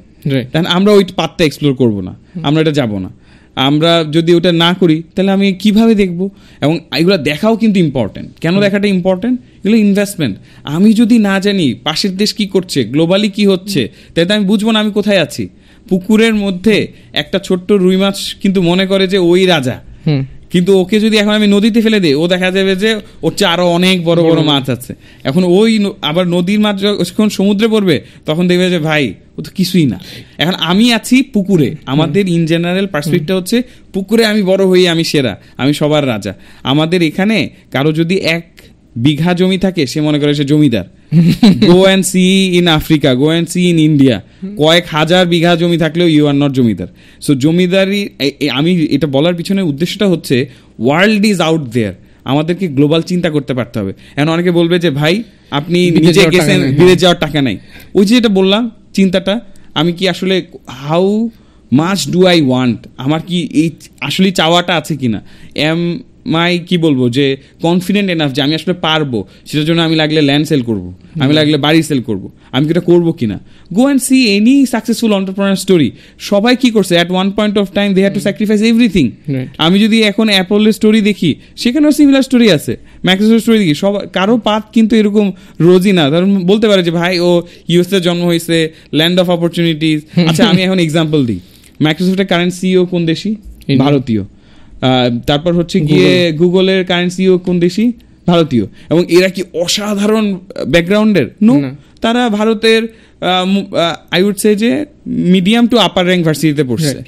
তো ওখান থেকে তারা এত বড় বড় কয়েক ট্রিলিয়ন, 2 ট্রিলিয়ন 3 ট্রিলিয়ন কোম্পানির সিইও হয়ে গেল কিভাবে হলো? এখন ও যখন এমবিএ করতে গেছে, ও কি অনেক টাকার মালিক না? সে কিন্তু ওই স্টুডেন্ট লোন নিয়ে বা জমি বিক্রি করে এমবিএটা করতে গেছে। তা আমি যদি ওইটা না করি, তাহলে আমি কিভাবে ওর লেভেলে যাব? এবং আরেকটা জিনিস হচ্ছে, আমাদের এটা আনফর্চুনেট, যেহেতু বাংলাদেশে ব্রিটিশ শাসনামলে অনেকগুলো মাল্টিপল ফ্যামিন হয়েছিল, আমার আন্ডারস্ট্যান্ডিং তাই বলে, এটার কারণে আমাদের একটা পার্সপেক্টিভ হয়ে গেছে যে 4টা ডাল ভাত খেয়ে থাকতে পারলেই মনে হয় খুব ভালো আছে, আলহামদুলিল্লাহ। অবশ্যই ভালো আছে, আলহামদুলিল্লাহ। কিন্তু আমি কি আসলে 4টা ডাল ভাতেই সবসময় সীমাবদ্ধ থাকবো? আমি যদি ইভেন রিলিজিয়াস পার্সপেক্টিভ থেকেও দেখি, অল দ্য কি বলে যে প্রাইমারি খালিফস, মানে খলিফা যারা ছিল, তারা কিন্তু বড় বড় ব্যবসায়ী ছিল, রাইট? ইভেন প্রফেট সাল্লাল্লাহু আলাইহি ওয়াসাল্লামের ওয়াইফও ব্যবসায়ী ছিল। বাট আমরা সামহাউ এই জিনিসটা দেখি না। এবং তারা কিন্তু ব্যবসার জন্য, ইভেন প্রফেট সাল্লাল্লাহু আলাইহি ওয়াসাল্লামকে কিন্তু শামে যেতে হয়েছে, মানে সিরিয়াতে যেতে হয়েছে। তাইলে তারা কিন্তু they used to travel, we don't travel. আমরা ট্রাভেল করি না, আমরা শুধু 170 মিলিয়ন, মানে 17 কোটি মানুষকে নিয়ে চিন্তা করি। আমি একটা উদাহরণ দিই, তাহলে বুঝাতে পারবো। বাংলাদেশি মানুষের পারচেস পাওয়ার কিন্তু কম, জিডিপি দিয়ে রাইট নাম্বারগুলো বোঝা যায় না। কিভাবে বলি, একজন মানুষের ইনকাম যদি 50,000 টাকা হয়, সে ঘর ভাড়ার পিছনে 15,000 টাকা বা 20,000 টাকা খরচ করে, তার খাওয়ার পিছনে আরও 15-20,000 টাকা চলে যায়, 40,000 টাকা চলে গেল। তারপরে তার থেকে 10,000 ট্রান্সপোর্টে তার আরও 2,000 টাকা 3,000 টাকা চলে যায়, অন্যান্য আদার খরচ মিলে কিন্তু মাস শেষে দেখা যায় তার কোনো সেভিংসই থাকে না, রাইট? তাহলে সে যে একটা নতুন সার্ভিস অ্যাভেল করবে 500 টাকা দিয়ে মান্থলি বা 1,000 টাকা দিয়ে, সে কি চাইলেই পারবে? পারবে না। এটা কিন্তু বুঝতে পারতে হবে কেন বাংলাদেশে এত আইডিয়া আসে কিন্তু ফ্লারিশ করে না। একটা বড় রিজন কিন্তু হচ্ছে যে our purchase power is pretty less. আরেকটা হচ্ছে যে আমি এমন কোনো প্রবলেম স্টেটমেন্ট নিয়ে কাজ করছি কিনা যেটার জন্য this people are willing to pay. পাঠাওয়ের রাইড শেয়ারিং সার্ভিস কেন পপুলার হয়েছে? Because people are willing to pay for that commute. কেন? কারণ 2 ঘন্টা জ্যামে বসে থাকার জায়গায় সে 1 ঘন্টায় যাইতে চায়, তার কাছেও বেটার অল্টারনেটিভ নাই, এবং সে একদম কোনায় নামতে চায়, বাসে করে গেলে সে যাইতে পারতো না। তাই এই কারণে কিন্তু এটা পপুলার হয়েছে। এটা বুঝতে পারতে হবে যে এই পেইন পয়েন্টটা কত বড়। আমি যদি প্রপার পেইন পয়েন্ট নিয়ে কাজ না করি, আমি যদি রাইট সেগমেন্টের কাছে রিচ না করি, তাহলে কিন্তু আমি আসলে আমার প্রোডাক্টকে সাকসেসফুল করতে পারবো না। সেই তুলনায় আমি 50,000 রুপির যদি এক্সাম্পল চলে যায় ভারতে, তার কিন্তু রেন্ট অনেক কম। রেন্ট সে 8-10,000 রুপিতে পাবে, খাবারের খরচ কম, 7,000 রুপিতে হয়ে যাবে। তারপর করার পর তার কিন্তু স্পেয়ার ইনকাম, সেম ইনকামেই তার কিন্তু স্পেয়ার ইনকাম অনেক বেশি। সে চাইলে একটা ইলেকট্রনিক্স কিনে ফেলতে পারে, সে চাইলে একটা নতুন সার্ভিস কিনতে পারে, সে একটা ইয়োগা সার্ভিস কিনতে পারে। এই কারণে ওইখানে ডিজিটাল সার্ভিস খুব ফাস্ট ফ্লারিশ করে। সো এই কারণে আমি বলছি, তো আমার মার্কেট কি শুধুই বাংলাদেশ? আমি কি কোনো গ্লোবাল প্রোডাক্ট বানাবো না? আমাদের দেশে আমি যদি দেখি অনেক ভালো ভালো এক্সাম্পল কিন্তু আছে, যেমন উইডেভস একটা ভালো এক্সাম্পল, তারপর হচ্ছে আসিফ ভাইদের একটা প্রোডাক্ট আছে WP ডেভেলপার্স। সো এরকম অনেকগুলো প্রোডাক্ট কিন্তু গ্লোবালি যাচ্ছে, রাইট? আমরা জানি না। সো আমার মনে হয় যে আমাদের এই ভাইদেরকেও আরো আনতে হবে, তাদের স্টোরিগুলোকে আরো বেশি সেল করতে হবে, মিডিয়াতে এদেরকে নিয়ে প্রমোট করতে হবে। কেন? তাদের কাছ থেকে শিখতে হবে যে একটা প্রোডাক্টকে কীভাবে গ্লোবাল বানানো যায়, কীভাবে রিচ করানো যায়, এবং আমাদেরকে গ্লোবাল সেগমেন্ট নিয়ে কাজ করতে হবে। আমাদের 17 কোটি মানুষের, আমি আবারও বলছি, পারচেস পাওয়ার কম। এখান থেকে যদি আমি কোনো কিছু চিন্তা করি তাহলে ডিফিকাল্ট হবে। যেমন একটা এক্সাম্পল দিই, মার্কো পোলো রিসেন্টলি কিন্তু সৌদিতে ইনভেস্টমেন্ট রেজ করলো। সৌদিতে কেন? সৌদিতে কিন্তু এখন লিটারেলি স্টার্ট আপের চেয়ে ইনভেস্টরের সংখ্যা বেশি। আচ্ছা, তো এখন সেখানে কি হচ্ছে? অ্যাজ ইউজুয়াল প্রচুর ইন্ডিয়ান ওইখানে গিয়ে ফান্ড রেজ করার চেষ্টা করছে। পাকিস্তানরা অলরেডি ওইখানে অনেক দিন ধরে ফান্ড রেজ করছিল, দে আর প্রিটি সাকসেসফুল। তো এখন আমরা কি করছি? আমরা কিন্তু ওইভাবে আসলে করছি না। আমি অনেকক্ষণ ধরে একটা জিনিস মনের মধ্যে চেপে ধরে রাখছি আর কি। অনেকের এই যে আপনি এতক্ষণ ধরে যেটা বললেন, মনে হতে পারে যে ভাই আপনি এরকম দেশ বিদেশ ঘুরেন, মানে আমি ওই পার্সপেক্টিভে বোঝার চেষ্টা করতেছি। আপনি এত দেশ বিদেশ ঘুরেন, এই সুযোগ তো সবাই পাবে না। তারপরে হচ্ছে কীভাবে করবো এরকম ভালো ভালো মানুষ। আমি এখন আপনার নিজের পার্সোনাল লাইফের স্টোরি বা জার্নিটার ভিতরে আসলে ঢুকতে চাই, কারণ আমি যেহেতু কিছুটা জানার সুযোগ হয়েছে ওই জায়গাটা থেকে, আমি যতটুকু জানি প্রত্যেকটা জিনিস কিভাবে কাজ করে এটা পিছনে এক একটা ডট আছে। আমরা প্রত্যেকটা ছোট ছোট জিনিস আমরা অনেক সময় ভাবি কি যে আমার অফিসে যে আমার ম্যানেজার আছে, যে বস আছে, সে আমাকে মনে হয় বড় কোনো কাজ দিতেছে না, আমি এই ছোট ছোট জিনিসপত্র দেয়, এটার মধ্যে আমি আমার এক্সিলেন্স কেমনে দেখাবো, আমি তো আসলে উঠতে পারতেছি না, আমি একটা সুযোগ পাইলে মনে হয় দেখাই দিতাম। কিন্তু সুযোগটা আসলে আমার কাছে মনে হচ্ছে ডিফারেন্টভাবে আসে। আমি এই যে আপনার সাথে কথা বলার আগেই বলতেছিলাম যে এই ইসের কথা, আপনি বলেন। সুযোগটা আসলে নিজেকে করে নিতে হয়। আমি উদাহরণ দিব, আমি যদি আমার গ্রামীণ ফোনের যাত্রা বলি, আমি শুরুতে কিন্তু ইঞ্জিনিয়ারিং টিমে ছিলাম। তো যেহেতু ম্যানেজমেন্ট ট্রেনিং প্রোগ্রাম ছিল, একদম আমি শুরু থেকেই যাব, এই কারণে আমি জাস্ট একটু কনটেক্সট দিয়ে রাখি, কারণ একদম আমি চাই যে আপনার পুরো ইউনিভার্সিটির পুরো সময়টা, আমার কাছে মনে হয় যে মেজরিটি অ্যাটলিস্ট ইউনিভার্সিটির যে পার্টের গল্পটা আপনি আমাকে যতটুকু বলছেন, এটা মেজরিটি মানুষের লাইফের সাথে মিলবে, যে প্রথম 2-3 বছর ধরে আমি আসলে এরকম সিরিয়াস কিছু করি নাই, অ্যান্ড দেন 3 নম্বর বছর থেকে I became very serious and everything changed আর কি। ওইটা আমি একদম ডিটেলে কোনো শর্টকাট গল্পতে যাবো না, পুরোটাই আমি শোনার চেষ্টা করবো, বাট আমি ইন বিটুইন একটু কনটেক্সট দিয়ে রাখি সুযোগের ব্যাপারে।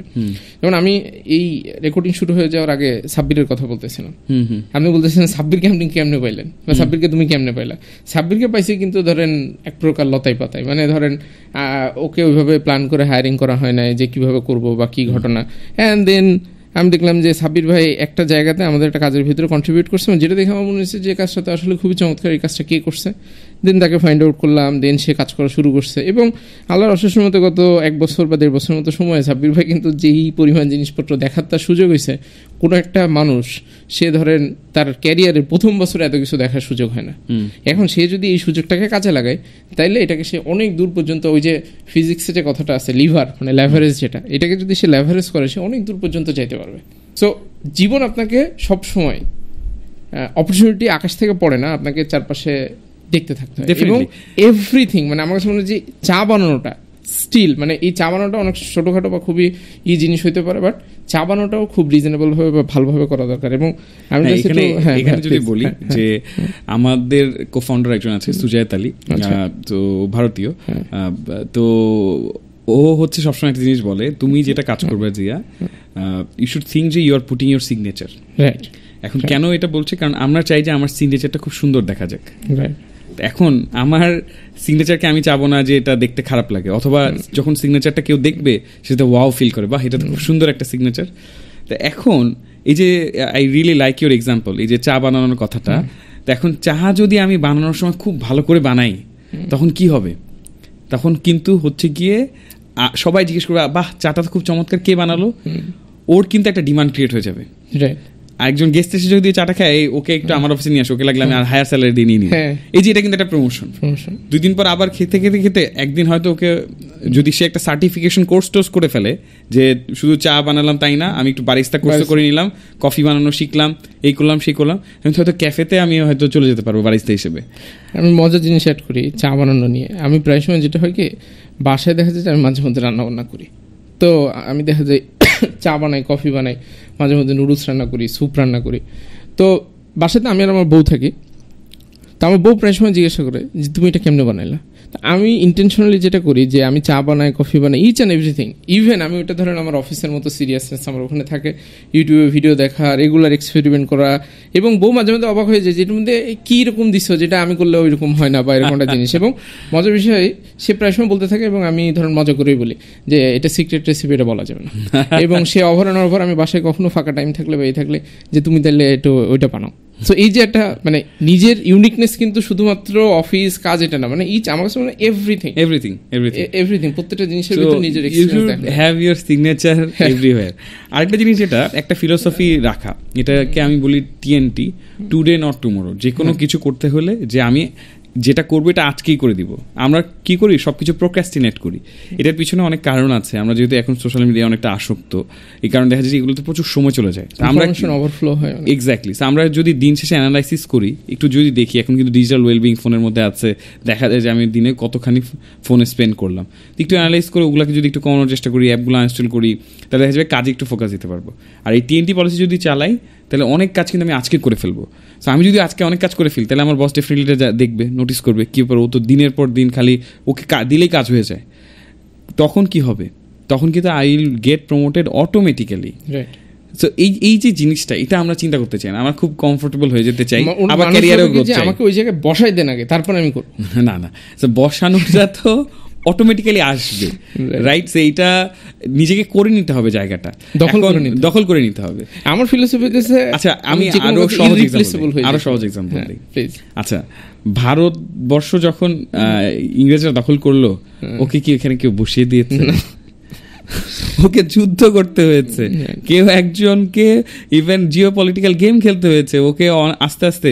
ওদের কিন্তু ইভেন একটা কুঠি বলে ওরা, মানে ব্যবসা করার একটা জায়গা, এটা করতেও কিন্তু ওকে অনেক বেগ পেতে হয়েছে, সহজে পায় নাই। দেন একটার পর একটা কুঠি করছে, করে করে করে করে গ্র্যাজুয়ালি সব দিকে যখন ইসে করছে, এখন কুঠির মধ্যে ওরা আস্তে আস্তে কি করছে, একটু সিপাহীও ঢুকাই দিচ্ছে। এভাবে করে কিন্তু একসময় গিয়ে ওরা ওয়ারের জন্য প্রিপেয়ার হয়েছে, এবং তারপর যখন ওয়ার হয়েছে তারপরে they won and they eventually took over. আমাদের কিন্তু এটাও বুঝতে পারতো, even everything is a war. আমি যদি একটা ওয়ার্ক প্লেসে আমি সিইও হইতে চাই, কথার কথা, তো আমাকে কি করতে হবে? আমাকে কিন্তু গ্র্যাজুয়ালি প্রত্যেকটা কাজকে পারতে হবে। সেটার জন্য আমি কি শিখছি কিনা, জানছি কিনা, সেই জিনিস এফোর্ট দিতে হবে। এবং আরেকটা জিনিস হচ্ছে নিজের উপর ইনভেস্ট করা।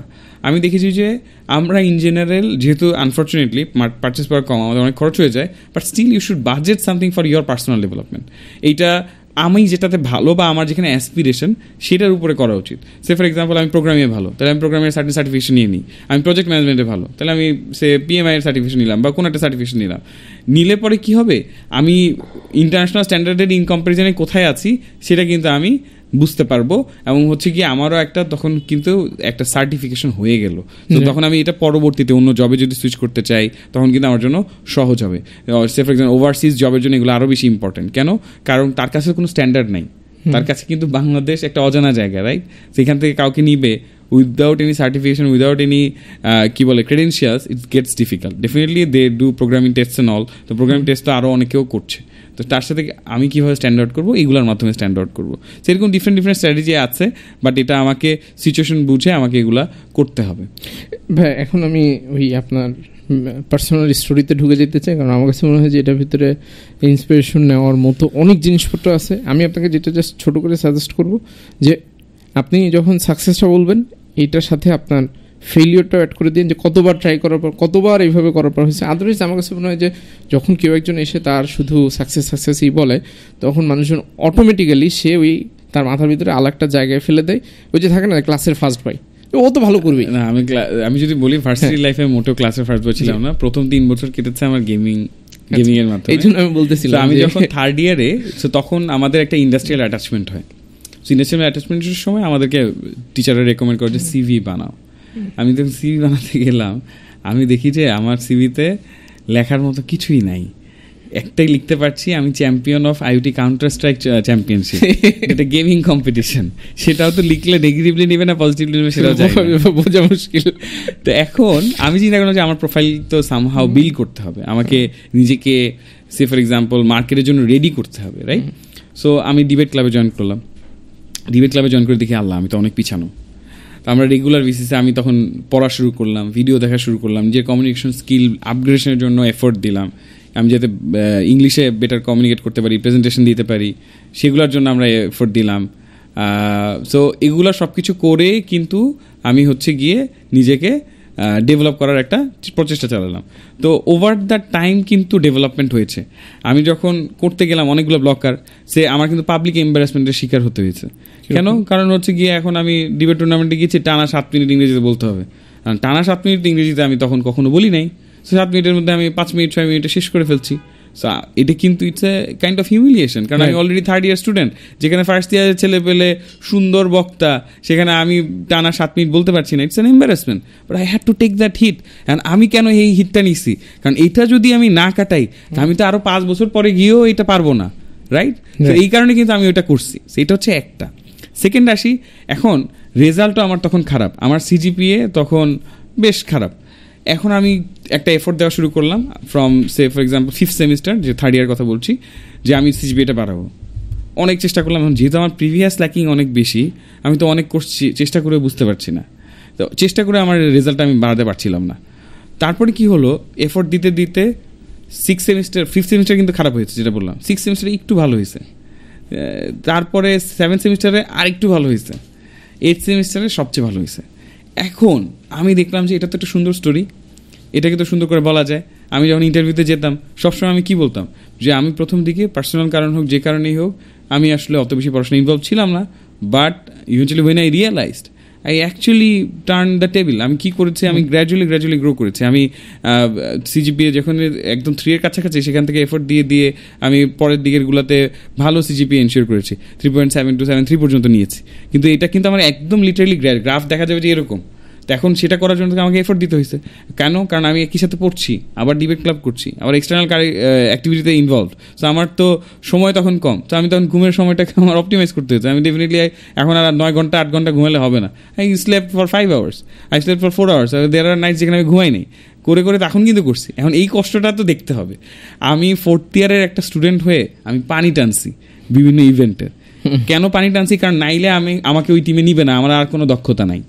এখন আমি যদি এটা না করতাম, তাহলে তো এটা আমাকে কেউ অ্যাকসেপ্ট করতো না, রাইট? তো ওইটাকে কিন্তু অ্যাকনোলেজ করে then they give me different position in debate club, in IEEE club. তখন কিন্তু আমি এগুলোতে পজিশন পাইলাম।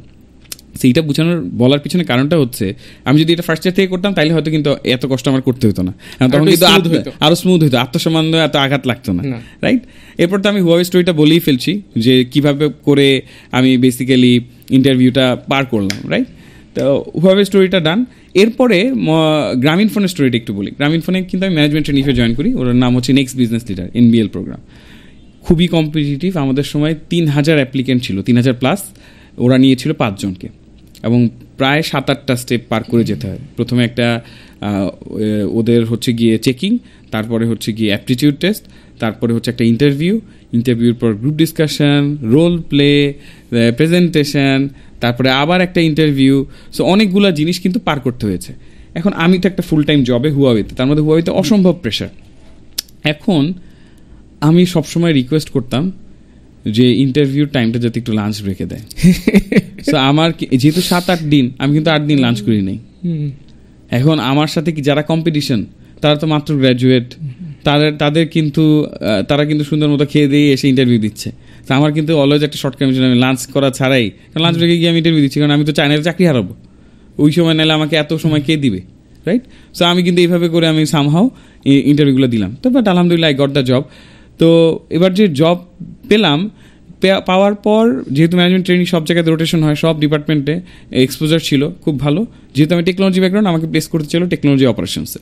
But I challenge that decision. আমি বললাম যে না, আমি টেকনোলজি অপারেশনসে কাজ করবো না, কারণ এখানে আমার ভ্যালুয়েশনের চেয়ে আই থিঙ্ক আমি ডিজিটালে আরও ভ্যালু অ্যাড করতে পারবো বেশি। তখন হচ্ছে কি আমাকে অনেক নেগোসিয়েশনের পর এইচআর থেকে আমাকে ডিজিটাল প্ল্যানিংয়ে দিল, টেকনোলজিতেই রাখলো, ডিজিটাল প্ল্যানিংয়ে দিল। তো সেখানে আমি যখন কাজ করতে গেলাম, কাজ করতে গিয়ে দেখি যেহেতু গ্রামীণফোন অনেক বড় কোম্পানি, যখন অনেক এক্সপ্যান্ড করে অনেক রিসোর্স কিন্তু হায়ার করতে হয়েছে। তো ডেফিনেটলি এখানে ভালো খারাপ দুই রকম রিসোর্সই আছে। খারাপ বলবো না, হয়তো স্কিল না বা ভিশনটা কম। সো অনেক ক্ষেত্রে যেটা হয়েছে যে প্রোডাক্টের প্রপোজাল যখন নিয়ে আসতো, খুব শর্ট সাইটেড প্রোডাক্ট প্ল্যান নিয়ে আসতো, লং ভিশনের প্রোডাক্টগুলো কিন্তু কম ছিল। তা আমি তো যেহেতু টেকনোলজি সাইডে, আমি দেখলাম যে আমি কোনো ডিসিশন দিতে পারি না, business team takes all the call. তা আমি চিন্তা করলাম এটা কেমন কথা, আমি তো ওর চেয়ে বেটার ভিশন দেখতে পাচ্ছি, আমি ওর চেয়ে বেটার ডিসিশন দিতে পারছি, আমি কেন এই কলটা নিতে পারবো না? তখন বুঝলাম যে আচ্ছা, বিজনেস বা কমার্শিয়াল ডিপার্টমেন্টে গেলেই একমাত্র এরকম ডিসিশন নেওয়া যায়। আই টুক দ্যাট কল তখনই যে আমি যেভাবেই হোক কমার্শিয়াল ডিভিশনে যাব। কমার্শিয়াল ডিভিশনে আমি অ্যাপ্লাই করলাম, অ্যাপ্লাই করে আমি শিফট করলাম 1 বছর পর। অনেক কম্পিটিশন ছিল এখানে, ডেফিনেটলি আমাকে কিন্তু অনেক জানতে হয়েছে। কি করতাম আমি, গ্লোবালি কোন কোন প্রোডাক্ট হচ্ছে, সেখানে কি চলছে ভালো, সেগুলো নিয়ে পড়াশোনা করতাম। আমরা কি করতে পারি, আমাদের যে অ্যাক্সেস আছে, তখন গ্রামীণফোনের প্রায় 7 কোটি ব্যবহার করি, এটাকে ব্যবহার করে কিভাবে আমরা করতে পারি সেটা নিয়ে আমি পড়াশোনা করতাম। সো এই কারণে ডিফারেন্ট নিউ ইনোভেটিভ আইডিয়া যখন আমি তাদেরকে দিতাম, দে রিয়েলি লাইকড ইট। এবার ডিজিটাল যখন গেলাম, ডিজিটাল যাওয়ার পর আমি প্রথমে মাই কন্ট্যাক্টস একটা অ্যাপ দেখা শুরু করলাম, দেন আরও অনেক ইনোভেটিভ প্রোডাক্টস আনার চেষ্টা করলাম, কিন্তু ওগুলা পিটিআরসি ঝামেলা করলো, হয়তো ওভাবে দিল না। বাট ওয়াবক্স নামে একটা product became very popular, and আমরা ওইটা দিয়ে কিন্তু লিটারালি ইউজারদেরকে শিখাতাম কীভাবে ইন্টারনেট ব্যবহার করতে হয়, কীভাবে হচ্ছে গিয়ে ক্রিকেট স্কোর দেখা যায়, ফুটবল স্কোর দেখা যায়। ইউজার্সরা কিন্তু খুব হুক ছিল। এখন ওয়াবক্সের ইকুইভ্যালেন্ট প্রোডাক্ট মার্কেটে আরও 10টা ছিল, কিন্তু ওয়াবক্স কেন এত পপুলার হইলো? আমরা ইউজার রিসার্চের জন্য দিনের পর দিন, রাতের পর রাত মার্কেটে থাকতাম। ইউজাররা কি চায়, আমার ব্যবহারকারী কারা, আমার ব্যবহারকারী গৃহিণী, আমার ব্যবহারকারী ছাত্র। এখন ছাত্রের সাথে আমি যদি এখন গিয়ে বলি যে ভাই তুমি কি অ্যাপটা ব্যবহার করবা, সবাই হ্যাঁ বলবে, কিন্তু যদি অ্যাপটা দিই কেউ আর না হবে না।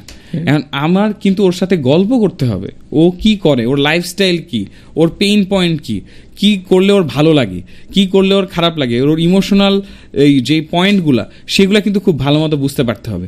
সেগুলো যদি না বুঝি তাহলে কিন্তু আমি প্রোডাক্টটা রাইটলি ডিজাইন করতে পারতাম না।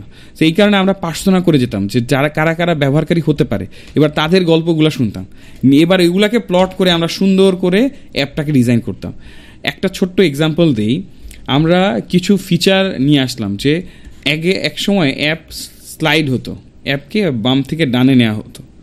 আমরা কি করলাম, অ্যাপ স্লাইড না করে আমরা উপর থেকে নিচে করে দিলাম। অটোমেটিক্যালি অ্যাপ ব্যবহারকারীদের স্পেন্ড করার সময় যেটা অ্যাপে অনেক বেড়ে গেছে। এটা কারণ কি, ইউজার বিহেভিয়ারই হচ্ছে উপর থেকে নিচে স্ক্রল করা। আমি যদি এখন একটা এক্সাম্পল দিই, ফেসবুক যখন আমি স্ক্রল করি আমি কি করি, উপর থেকে নিচে যাই। ইউটিউব যখন করি এটাই কমন প্যাটার্ন। অ্যান্ড আমি তাকে যদি এখন জোর করে শিখাতে যাই, না ভাই সোয়াইপ করেন দেখতে খুব সুন্দর লাগবে, সেটা শিখবে? এই জন্য আমি বলছি যে কেন fall in love with your problem, not with the solution. এটা কিন্তু বুঝতে পারতে হবে। সো এই কারণে আমি যখন সলিউশনটা ডিজাইন করছি, কত ফ্যান্সি হোক না কেন, আমাকে ইউজারকে বুঝতে পারতে হবে, ইউজার যেরকম সেভাবে অ্যাক্ট করতে হবে। তা আমরা এই কারণে যেটা বললাম যে ফিল্ডে প্রচুর থাকতাম, একদিন রাজশাহী, একদিন রংপুর, এবং এরকম অনেক আছে যে সে ফর এক্সাম্পল যে ইউজারের জন্য কথা বলতে গিয়ে হয়তো প্ল্যান করি নাই, টানা আমরা 5-7 দিন ওইখানে থেকে গেছি। ঠিক আছে, এখন আরেকটা জিনিস আমি বলি, গ্রামীণফোনের স্টোরিটা বললাম। সো গ্রামীণফোন যখন আমরা ভালো করছি, তখন শপ আপ থেকে দে রিচড আউট যে আমরা এখন ডিফারেন্ট বিজনেস এক্সপানশন করছি, would you help us to build a business? So তখন আমি আই সেড যে শিওর, কারণ এটা মোর কি বলবো যে এম্পাওয়ারমেন্ট, আরো ডিসিশন নিতে পারবো, সো নিজের মতো করে বিল্ড করতে পারবো। যেমন আমরা চাইলে গ্রামীণ অনেক কিছু বিল্ড করতে পারতাম না, কেন? কারণ কনস্ট্যান্ট অনেক বেশি, যেমন রেগুলেটরি কনস্ট্যান্ট অনেক বেশি। তো তখন আচ্ছা ঠিক আছে, দেন আই জয়েন শপআপে জয়েন করার পরের দিনই হচ্ছে কোভিডের ব্যাপারে একটা ইনস্ট্রাকশন নেমে গেল যে নেক্সট 5 দিনের মধ্যে বেসিক্যালি হচ্ছে গিয়ে সবকিছু শাটডাউন। এখন শাটডাউনের মধ্যে সবাই কি করলো? সবাই কিন্তু ওদের সার্ভিসগুলো বন্ধ করে দিল। But what did we do? আমরা বিআরটি থেকে পারমিশন নিয়ে আসলাম যে ইমার্জেন্সি পণ্য পরিবহনে যাতে কোনো রেস্ট্রিকশনস না থাকে। আমরা কি করলাম, আমাদের যে ডেলিভারি ম্যান রেডেক্সের তাদেরকে আমরা মাস্ক দিলাম, গ্লাভস দিলাম, তারপর হচ্ছে গিয়ে অ্যাপ্রন দিলাম, যাতে করে হচ্ছে গিয়ে যখন একটা কাস্টমার প্রোডাক্টটা ডেলিভারি নিবে সে যাতে কমফোর্টেবল ফিল করে। তাদের থাকার ব্যবস্থা করে দিলাম, খাওয়ার ব্যবস্থা করে দিলাম। অটোমেটিক্যালি কি হলো, রেডেক্স কিন্তু সর্বত্র ছড়িয়ে গেল। সো আমরা কি করলাম, খুব ইজিলি কিন্তু ফাস্ট এক্সপানশনে গেলাম। RedX became market leader within just 6 months। এখন আমি যদি অন্য সবার মতো কমফোর্টেবল থাকতাম না, সবাই ওয়ার্ক ফ্রম হোম, সবাই থাকো, কোভিড বের হইতে পারবা না, তাহলে কিন্তু আর আমরা এটা করতে পারতাম না। এখন কোভিডের সময় কিন্তু আমরা লাইফ রিস্ক নিয়েছি, লাইফ রিস্ক নিয়ে কিন্তু কোম্পানিটাকে এই পর্যন্ত আনতে পেরেছি। এবার আসি, যখন আমরা এক্সপানশন করলাম, শপআপের এখন 1000 কোটি টাকার গল্প মানুষ জানে, সব যখন শুরু করি তখন তো আসলে এইরকম লাক্সারিটা ছিল না। আমরা আমাদের বিজনেস আছে, কলাবাগানের ছোট্ট অফিস। আমরা যখন হচ্ছে গিয়ে মোকাম ব্যবসাটা চালু করি, আমাদের সাথে আরেকজন জিয়া ভাই আছে, আমরা দুজন মিলে। তো তখন আমাদের এক শহর থেকে যে আরেক শহরে যাব, এখন আমাদের তো বাজেট লিমিটেড, আমরা চাইলেই খরচ করতে পারছি না। তো আমরা হোটেলে থাকতাম না। আমরা কি করতাম, সে ফর এক্সাম্পল আজকে রংপুরে একটা হাউস লঞ্চ হবে, কালকে খুলনায়। আমরা রংপুর থেকে খুলনা গাড়িতে করে চলে যেতাম সারা রাত। তাহলে কি হইলো, 2টা জিনিস হইলো, একদিন সময় বাঁচলো, আবার হোটেলে থাকার টাকাটাও বেঁচে গেল। আমি কিন্তু এখানে 2টা বেনিফিট পাইলাম, কারণ গাড়িতে তো কষ্ট মষ্ট হইলেও একটু ঘুমানো যায়, তাহলে ঘুমায় ফেললাম। 2 হচ্ছে গিয়ে আমার হোটেল ভাড়া দেওয়া লাগলো, আমার একটা দিন সময় বাঁচে। সময়টা ছিল বেশি ইম্পর্টেন্ট। কেন? কারণ আমাদের তখন ন্যাশন ওয়াইড এক্সপানশন চলছে। আমি যদি এই ট্রাভেলের পিছনেই একদিন সময় দিয়ে দিই, তাহলে আমার এক্সপানশন কীভাবে হবে, রাইট? সো এই যে জিনিসগুলা, এগুলা কিন্তু মানে খুবই কষ্টদায়ক। এখন এইটা কিন্তু এসি রুমে বসে আমি যদি খালি ফোনে ইনস্ট্রাকশন দিই হয়ে যাবে, এটা ভাবা কিন্তু ভুল, রাইট? ইভেন মোকামে যখন অ্যাপ লঞ্চ হয়, তখন আমরা নিজেরা দোকানে দোকানে গিয়ে কথা বলে কি করা উচিত, সিস্টেমে কি থাকা উচিত, কিভাবে প্রোডাক্টগুলো ডিজাইন করা উচিত, সেগুলো নিয়ে কাজ করেছি। এখন আমরা যদি এটা না করি, আমি দেখেছি যে যখনই একটা মানুষ সে ফর এক্সাম্পল ছোট একটা ফান্ডিং পেলো, এবার হচ্ছে কি করবে, যে একদম জেকে বসবে, অফিস থেকে আর বের হয় না, অফিসে এসি রুমে ছেড়ে খালি লোককে ইনস্ট্রাকশন দিচ্ছে, কাজ করতে বলছে, সে আর কিন্তু যাচ্ছে না। ফলে যেটা হয়, মার্কেটের সাথে তার একটা বড় গ্যাপ হয়ে যায়, ব্যবসার সাথে তো তার পুরো ডিসকানেকশন হয়ে যায়। এইটা কিন্তু একটা বড় প্রবলেম। আমি যতক্ষণ মার্কেটের সাথে অ্যাটাচ থাকবো না, তখন কিন্তু আমি অনেক ইনসাইট হারায় ফেলবো। মার্কেটে রিয়াল ইনসাইট আছে, অ্যাকচুয়ালি ওখানে কি হচ্ছে সেটা জানতে হলে you will have to go there. আমরা কিন্তু এখনো কন্টিনিউসলি করি, রেগুলার বেসিসে আমরা আমাদের যে হাব আছে, ডিস্ট্রিবিউশন হাউস আছে, ওখানে যাই, বোঝার চেষ্টা করি। আমাদের যে মার্চেন্ট আছে, মার্চেন্ট কিন্তু সত্যি কথা বলবে, সে যে প্রবলেম ফেস করে সেটা বলছে, সেটাকে শুনতে হবে, সেটাকে জানতে হবে, সেই অনুসারে প্রোডাক্টকে আবার রিডিজাইন করতে হবে, অ্যাডজাস্ট করতে হবে। যদি না করি তাহলে কম্পিটিশন আসবে, কম্পিটিশন এসে বেটার প্রোডাক্ট অফার করবে, সে কিন্তু কাস্টমার কিন্তু কম্পিটিশনের কাছে চলে যাবে। আমরা কি সেটা চাই? আমরা ডেফিনেটলি সেটা চাই না। তাহলে এই জিনিসগুলা আমি আবারও বলবো, আমাদের মধ্যে গ্রিড কম, গ্রিড আনতেই হবে, একাগ্রতা থাকতে হবে, লেগে থাকতে হবে। এটা যদি আমরা পারি তাহলে অনেক প্রবলেম সলভ হয়ে যাবে। আকাঙ্ক্ষা কম, ওই যে 2-4টা ডাল ভাত খেয়ে থাকতে পারলেই তো ভালো। আকাঙ্ক্ষা আছে কিন্তু কাজ করতে চায় না। আকাঙ্ক্ষা আছে, ভুল বলছি, আকাঙ্ক্ষা আছে। আমরা তো সবাই ধরেন শপআপের মতো একটা অফিস বানাইতে চাই। আচ্ছা, শপআপের মতো অফিস বানাতে চাই। আচ্ছা, এটারও স্টোরি বলি। শপআপের অফিস কিন্তু চেঞ্জ হয়েছে। আচ্ছা, শপআপ কিন্তু একসময় এসকেএস টাওয়ারে বিশাল স্পেস নিয়েছিল, আমরা এখনো বিশাল স্পেস নিয়ে আছি, কিন্তু এখন আমরা তেজগাঁওতে আছি, কিন্তু লুক এন্ড ফিল কিন্তু সেম, কিন্তু আমরা কিন্তু খরচ কমিয়ে নিয়ে এসেছি 1/3। এখন এই যে একটা বড় কল যে না আমরা এখান থেকে অফিস এখানে নিয়ে যাব, এটা আমরা কখন করেছি? যখন ওই যে বললাম যে গ্লোবাল ইনভেস্টমেন্ট সিনারিও একটু আমরা খুব ফ্রুগাল মোডে চলে গেলাম, যে আমাদেরকে সব খরচ কমায় নিয়ে আসতে হবে। আমরা কিন্তু খুব অনেক হার্ড কল নিয়েছি।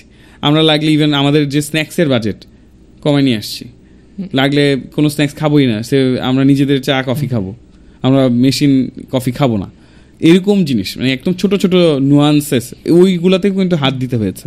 তো অফিসও কিন্তু আমরা এই কারণে শিফট করি। এই জিনিসটা আবার অনেকে ধরে নেগেটিভলি দেখে, বাট আমার কাছে মনে হয় যে when you are in the business, মানে বিজনেসে তো আপনাকে সিচুয়েশন অনুযায়ী ডিসিশন নিতে হবে। অবশ্যই, মানে আমাকে ওই সিচুয়েশনটাকে অ্যাডজাস্ট করে এমব্রেস করে ওটাকে আমার কমফোর্টেবলি নিতে হবে। আদারওয়াইজ কিন্তু আপনি এই যে গ্লোবালি একটা জিনিস অ্যাকুইজিশন করলেন, এখন মিডল ইস্টে এক্সপ্যান্ড করবেন, এই বিউটিফুল জিনিসটা কিন্তু দেখতে হবে, মানে ওই কমফোর্টেবল চলতে থাকলে হয়তো ওটা ওখানেই মরে যেত। সো কয়েকটা জিনিস আমি বলবো, আবারও প্রথম বলবো গ্রিড, 2 হচ্ছে পিভট। আমার সলিউশন যদি রাইট না হয় আমাকে পিভট করার সাহস থাকতে হবে, যেটা মার্কেট যেটা চায় সেটাকে আমার যেতে হবে। আর থার্ড যেটা বলবো যে say for example global thought process, global mindset না হলে আমরা কিন্তু বড় হতে পারবো না। শুধু যদি আমি ছোট্ট একটা মার্কেট নিয়ে চিন্তা করি তাহলে কিন্তু আমি সবসময় ওইটার মধ্যেই আবদ্ধ থাকবো। আমার কাছে সেটা মনে হয় এই 3টা জিনিস আপনি ব্যবসার জন্য বলছেন, বাট এটা শুধু ব্যবসার জন্য না, এটা জীবনের জন্য সত্য, ক্যারিয়ারের জন্য, সবকিছু ইন্ডিভিজুয়াল পার্সনের জন্য, ইভেন বিবাহ জীবনের জন্য সত্য। আমি যদি আমার ম্যারিড লাইফে হ্যাপি থাকতে চাই আমাকে কিন্তু এই জিনিসগুলোতে অনেক কিছু এফোর্ট দিতে হবে, সিচুয়েশনের সাথে অ্যাডজাস্ট করতে হবে। ডেফিনেটলি ছোটবেলা থেকে আমরা আসলে যে পরিবেশের ভিতরে বড় হই সেখানে আমরা মানে মূল সমস্যাটা হয় কি যে আমাদের আব্বা আম্মা ভালোবাসার নামে আমাদেরকে অনেক ভালোবাসা দেয় এবং সেটার ভিতরে এমন একটা সিচুয়েশনের ভিতরে ফেলে দেয়, সেখানে ধরেন আমি তো কলেজ লাইফ পর্যন্ত আব্বা আম্মার সাথে থাকছি, মানে I am super happy, super lucky, কোনো সমস্যা নেই। এর পরবর্তীতে আমার প্রথম 5টা বা 6টা বছর ইট ওয়াজ ভেরি টাফ। আমি বাইরে কোনো খাবার খাইতে পারতাম না, আমি মেসের খাবার খাইতে পারতাম না। কারণ কি? কারণ আমার খাবার দাবারের স্ট্যান্ডার্ড হয়ে গেছে অনেক হাই। আমার মা রান্না করে, ভেরি কমফোর্টেবল। এখন সেই জায়গাটা থেকে আমি কত কিছু যে খাইতাম না। আর আপনি লাস্ট 5 ইয়ার্সের কথা যদি বলেন, এখন আমি মনে হয় শুটকি বাদে দুনিয়ার হালাল সমস্ত জিনিসপত্রই আমি খাই আর কি। না, এটাই ব্যাপারটা, আমাকে অ্যাডজাস্ট করতে পারতে হবে। আমি যদি অ্যাডজাস্ট না করি তাহলে someone else will come and wipe me out and replace me, right? So এটা কিন্তু আমাদের মাথায় রাখতে হবে, নাহলে পরে কিন্তু আমরা খুব বিপদে পড়ে যাব। এবং ইন জেনারেল কিছু থট প্রসেস আমি বলি, এটা একটু কনফ্লিক্টিং মনে হতে পারে। আমাদের দেশে একটা ইসে আছে যে এত কষ্ট করে কি হবে, আমাদের একদিন তো মরেই যাব, এরকম। তারপর হচ্ছে গিয়ে বাবা তুই বিদেশ গিয়ে কি করবি, এখানে তো ভালোই আছিস। আমরা যদি না যাই তাহলে দেশে $1 বিলিয়ন ঢুকবে কিভাবে? আমি যদি কিছু এক্সাম্পল দেই, যে অস্ট্রেলিয়ার 2টা $1 বিলিয়ন স্টার্ট আপ কিন্তু বাংলাদেশের ফাউন্ডারের, রাইট? তো ওরা বাংলাদেশে যদি করতে চাইতো, একটা কিন্তু ইনফ্যাক্ট প্রায় অলমোস্ট $20 বিলিয়ন কাছাকাছি এয়ার ট্রাঙ্ক। বাংলাদেশের ইকোনমি হচ্ছে $400 বিলিয়ন, ওখানে তো $20 বিলিয়ন কোম্পানি সম্ভবই না, রাইট? সো এটা বলার পিছনে কারণ হচ্ছে যে will have to send our talents across the global মার্কেটকেই আমার চিন্তা করতে হবে। এবং that's how India is thinking, that's how Pakistan is thinking, that's how Indonesia is thinking. আমরা এখনও চিন্তা করতে পারছি না। আমরা যদি চিন্তা করতে পারি তাহলে আমার জন্য সহজ হবে। এবং I think acceleration programs can help, সেটার জন্য আমাদেরকে চোখ রাখতে হবে। এবং লোকাল হোক ইন্টারন্যাশনাল হোক, দুইটার মাধ্যমেই আমাদের হরাইজনটাকে বড় করতে হবে। সো এখন তো মানে যে কোনো কনভারসেশন বা এই টাইপের সেট আপ বা কথা শুরু হইলেই এআই ছাড়া কথা শেষ করা যায় না, কারণ এর কারণে মানুষের ভিতরে এত চিন্তাভাবনা ঢুকছে, এত ভয় ঢুকছে।